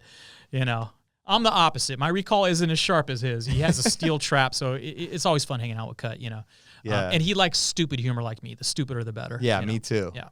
I love you guys like Eric Andre, like that kind of stuff. I don't know if he likes Eric, but I fucking adore Eric, and or like Tim and Eric. I came this close to being the music, doing music for that last Eric Andre film. I met with them. I played him songs. I sent him, this is what I think, and then I didn't hear from him. Eric, but he was like, "Hey man, come to my show." He had a fire festival kind of show, like. Oh, wow. And then you had comedy and Tiffany Haddish and all these people. So I was like, you know, I love Eric though. I'm a huge fan. The guy that edited my toy set that's online edits for Eric Andre, Luke the editor. Oh, okay. Yeah, so Luke would always play me, you know, here's the next episode, and I'd just be like, dude, I love this guy. So, oh my God, my brother, I have a younger brother, and they put me on to like all that crazy comedy, you know, and I think Eric. My brother's music is on Stone's Throw now. Oh, so Peanut Butter Wolf loves all their stuff. And which brothers? He goes. They go by Jerry Paper. Jerry Paper. Okay. Yeah, that's his. That's their. He goes by they, not he. So I gotta get good at that. Got it. But I'll check out Jerry Paper. Yeah, for sure. check out Jerry Paper. I think Eric Andre and Tim and Eric, all of them, they love him. Really cool. Yeah, man. because it's a big deal. They got to do the music recently for this Tim Heidecker award show thing, and my brother was like the music director person. Wow. And, it's funny because they'll get called to DJ a thing, and they're like, "I don't even DJ," you know. I'm like, "I'll show you what's up." Oh, that's so cool. That's a big accomplishment, you know. Anytime you do something for, you know, a film, television, a gig that's related to film, maybe it's a big deal because you're meeting new people, and you're out of your comfort zone. Yeah. That's really what we're talking about. That's really what this whole podcast has been about, is me constantly going into a new outer body experience and out of my comfort zone. It wasn't like, I know that toy set's going to work, or I know that covers are going to work. That's not it at all. Honestly, that is the overarching theme of this since the beginning, is every time you've gone out of your comfort zone, something good happens. And especially as DJs, it's easy for us to stay within what we know, to hate on the outside world. We're almost trained to do that. I was terrified when J5 broke up. I'm like, I don't want to be no solo artist. I don't even want to DJ shows by myself. Like, I didn't want to do none of that shit. I wanted to pass the baton to the next guy. That's all I cared about, because I know we have power. You know, I know we can hit them from every angle and just blow the roof off this shit. Yeah. So when it became like, now you do it. Right. What are all of your ideas? And you execute it, new. I'm just like, fuck. That's crazy. Brain implosion, you know? Right. So. And I mean, and at that point, it's like a fight or flight type thing. Yeah. Like your brain's probably telling you, nah, I'm out, you know? Yeah. And you have to be like, and it did. No, we're in. Yeah. No, it did for a good while, man. Really? I had 10 billion ideas while that was happening. Right. Because I'm like the quintessential idea guy. I Like, know. How do you decide what to focus on idea-wise? the dry erase board. It goes up there, and then I look at it. I'm like, that thing looks like shit. Get that thing off my board. It mocks me when it's on the board. Right. I write it small, and I got all these ideas, and it's like, get that shit out of here. And then there's ones that just keep staying up there. Run for Cover was one of them. So it just kept staying there, and it kept kind of moving to the top. Right. I had that, and I had this request line idea that kind of got shat on during pre-pandemic, where I was going to take requests from people at an event. Oh, cool. And then like there was all these posts about requests, and then someone did the idea in, I want to say Toronto, and it just was like bad press and everything about it. I was like, oh no. all right, that was off. I remember when like DJ Shadow would be like, bring me any record and I'll mix it in or something. Oh yeah, he did do that. did I it, totally like- forgot about that, man. That was like Yeah. I remember he'd be like, meet me at Amoeba or Yeah, wherever. You yeah. buy a record and just give it to him. Good shit. I like that idea because that's the school It's I came up different. in. Yeah. But yeah. But that was like one of the ideas that just got erased. You know, Right. tons of them got erased. You know, but Yeah. a lot of it is artists I want to work with. That you know, Who can you name any of them? Any dream collabs? I mean, I really want to work with Pharoah Monch if I can. You know, just because I think we would learn a lot together. Yeah. In the studio. That would be Well, dope. I would learn from him. I'll say that. You know, Uh-huh. I don't want to be presumptuous here.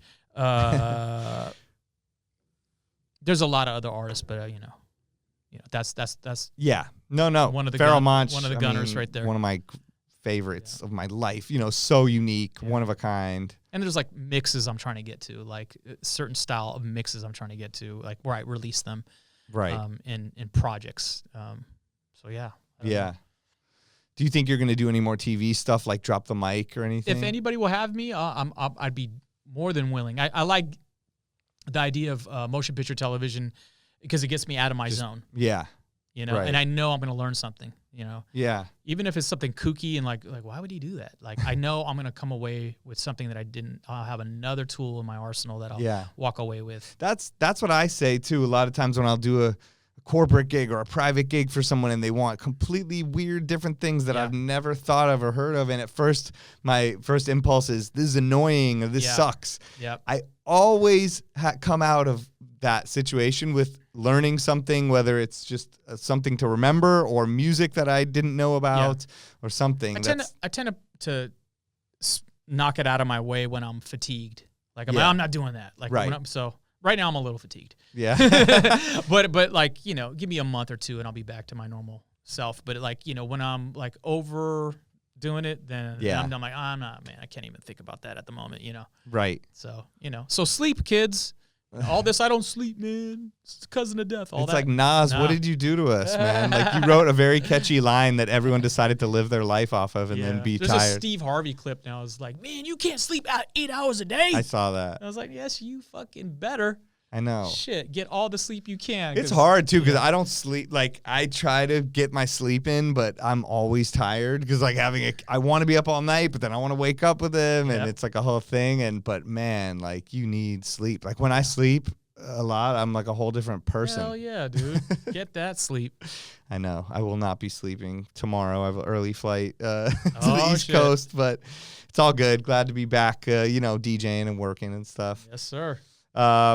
Man, well, there's endless things, but I think we should, end it on a good note All right. where we are. Is there any other advice or words you have for DJs out there that you want to leave them with? I feel like you've given us a lot of gems, but any other final words for the DJs out there? Just try to stay consistent. Like, you know, it doesn't have to be a super long mixtape or anything. It could be a 30-minute or 20-minute mixtape. Just keep, how you're feeling, put that out there. Yeah. There's a lot of really amazing DJs on Twitch that are like streaming every other day. It seems like I'm like, wow, how are these guys doing it? know. So take note of that. That's a pretty cool thing because the more looks you get, the more time you're spending behind your craft, a lot of really beautiful things will come out of it. Yeah. It really will. You might be fatigued and all that. But if you can balance it with your family life, whatever that is, or your girlfriend or boyfriend or whatever's happening, make it happen. It's good to push. Yeah. You know? That's true. Just be active in the art that you want to be a part of, right? Yeah. The same way you go in your studio every day, no matter what. And if you're too shy to broadcast, then go in there and practice. Do rudiments, as Bernard Purdy would say. He says, in his drum videos, like, when I'm uninspired and I have writer's block, I just do simple drum patterns. Bop, bop. Right. Just simple things like that, and then that turns into something really funky. That's true. Because you're tired of doing that rudiment, and so you start, instead of the baby scratch, you start you start doing some crazy pattern. Right. Next thing you know, your 10 minutes goes by and you're lost in your little world. That's where you want to be. Yeah. You want to be in that. Yeah, that's the writer's block. Yeah. Whatever way to get out of it is just be active. And if you got some whack shit inside of you, get the whack shit out, and then you get to the dope shit. Oh, yeah. The first fucking hour of what I do in the studio is always whack. Yeah. You have to, that's what I'm always trying to. Brain decompressing. Exactly. You're never going to have the perfect thing, unless you're Lonely Island right away. Unless you're Lonely Island or Method Man. You know what? Actually, I forgot before we finish is I did ask some people if they had questions for you on the internet. And oh, my God. You had some funny responses on Twitter, I know. dude. So do you mind a few more minutes? No problem. Okay. So I was laughing at a few of those. I know. I was like, one guy told a story that was pretty funny. I'll ask you about that. What was that? Mr. Fat Lace. He said the last time he played at my venue, he cleaned the turntables for like half an hour. He took the stickers off and he took the stickers and shit off the turntables, then tested them out by cutting with one of those flexi discs that used to come in the magazines. Legend. I don't remember any of that. I don't remember any of that. That's the craziest shit about it. But I love hearing stories like this because when you tour, like when you tour for as long as I've been touring, they all kind of turn into one weird glom of a show. Right. So hearing it, that must have mean that those turntables were fucked up.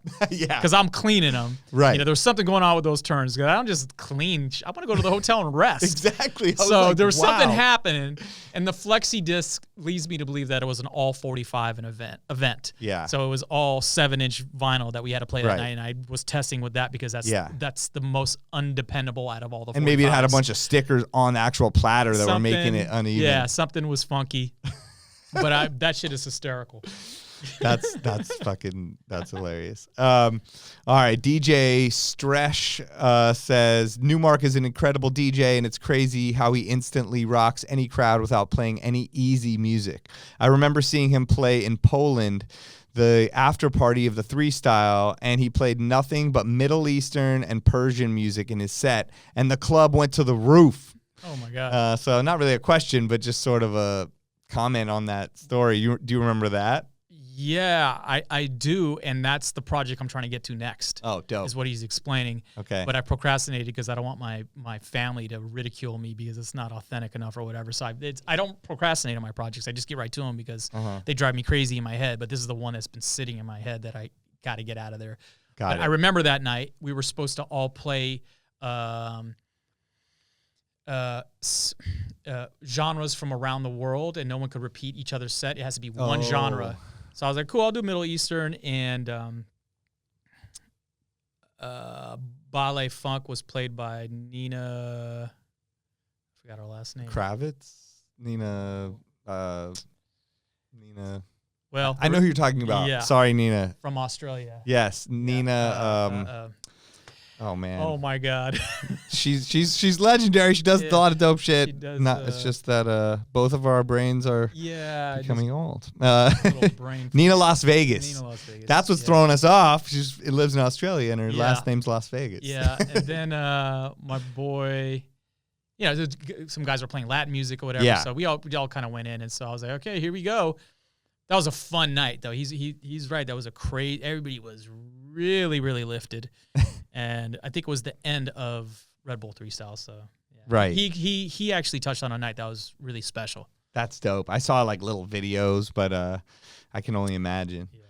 All right, a few more. Jason Craig says, with the arrival of things like Phase DJ and the Rain 12s, what could you see as the next wave for turntable DJs to push the limits? Oh, that's really tough to answer. I don't even know how to answer that because we have so much here. We have so many tools. I don't even know where to Right. go. I'd like to see a mixer with a proper screen in it where we don't need our laptop. We can just load everything into the mixer, Yeah. our favorite mixer, Right. and True. go from there. Yeah, that's good. DJ LA, what's his creative process when coming up with routines? Kind of went through that, but if you want to, if there's anything else to add. Energy fields. Really, it's just energy fields. Energy I fields. mean, just like I know this energy is going to be here. I know that they want to hear, all Latin music, and it's a dance-oriented party. Okay, well, let me get the songs that have the most energy. Yeah. Because I know people are going to want to dance. In a case like where people are thinking more, you're going to go more heady music. A funeral maybe, or Yeah. the background ceremonies to something or whatever. Right. It's all energy fields. Right. That's all it is, and it could be any genre, as long as it brings you to a certain Right. feeling. I know, it's funny. I've been noticing like more and more. I've been saying it's going to go like this, and now I'm noticing it with Apple. Even yesterday, Apple had an announcement, and they had this whole Apple Music announcement that they've created all these playlists for feelings, and you can say dinner party, and it'll be. Yeah. And then I got an alert from Spotify later that day. Wow. Hey, we've created all of these feelings, and it's like happy Wow. in the backyard, and in a way, it's weird. It got my mind turning so much because. Are we going to get to a place where there's going to be like 8 famous artists that make a lot of money off music, and the rest of the people are just making music for energy feelings, and there's not even genres anymore? They're desperately trying to take our job titles. Yeah. With all this, so don't get it twisted. It's weird, right? Like, because once they start talking about feelings and emotions, that's exactly what we do as DJs. Right. So now it's we're treading on some light water, but they'll never be able to do what we do. Famous last words, but. Look, Right. Walk with me on it. So that just means that all the DJs that are listening right now, that means don't look at this lightly, man. This is warfare on your job, man. Right. And there's a lot of jobs that they're predicting going to be gone in 10 years. Yeah. All these factory jobs, gone, man. That's all going to be robotics. Right. Don't get it twisted. Yeah. And the U.S. especially is going to be either you got it or you don't. This Right. credit shit is going to be laughable in a minute. It's either you got paper or you don't. Yeah. That trickles down into this job of DJing or this opportunity to DJ, I should say. Yeah, you're right. You don't, oh, I don't got, you shouldn't be saying I got to play this gig. You should be saying I get to play this gig. Right. And when you get there, man, pour your fucking heart out. Leave your Yeah. heart on that stage, dude, because we don't know how long this is going to last. This pandemic hit, we stopped playing for people. Yep. We would have never predicted that shit. Never. So, like, go in with your A game. Go in like fucking Notorious B.I.G. is over your shoulder watching your set, or like, I don't know, whoever your favorite DJ is, or Yeah. or favorite person or comedian or whatever, your Yep. mom, brother, whatever, Go in with that mentality. That's really how I approach my sets. I go in there like, this might be my last one. After this, it's a no-go. I'm trying to say something. Here's what I want to express. I'm not worried about what DJ Yes Man is doing before me, or Right. this guy. I'm not even there to listen to their set. Like, they might absolutely annihilate it, but to be completely honest, man, most of the gigs I've seen, the openers have been crushing the headliners, crushing them.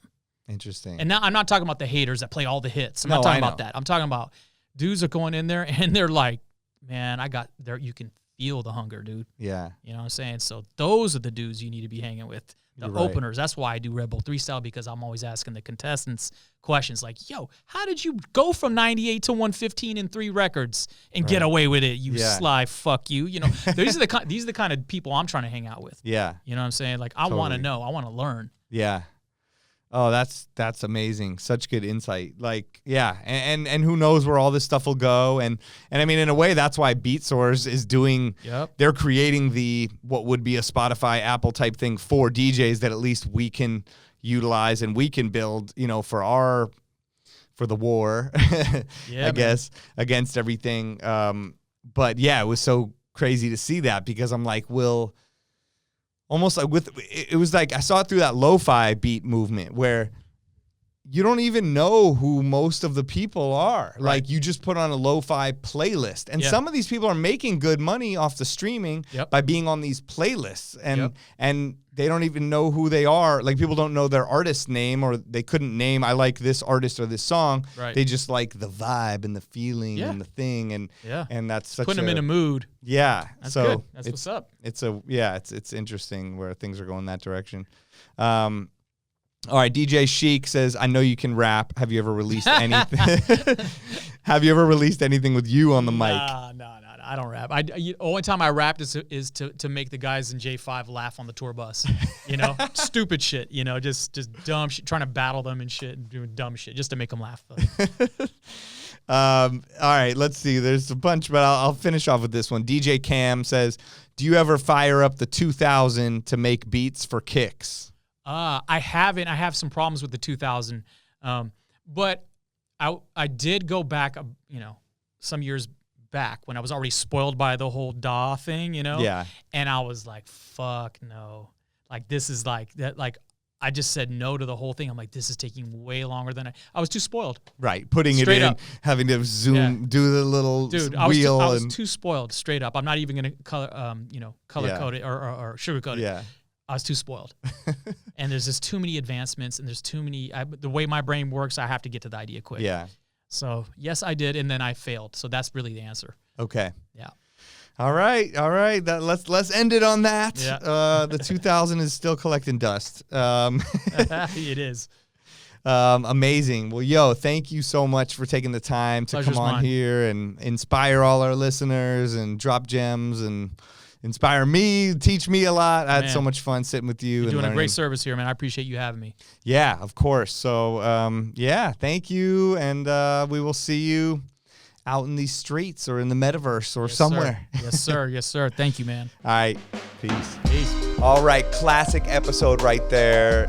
Thank you so much to DJ Newmark for coming on the show. That was incredible. The 20 podcast is produced by Beatsource. Join us next week for more interviews as we discuss music that matters to DJs. I'm DJ Spider signing off. Peace.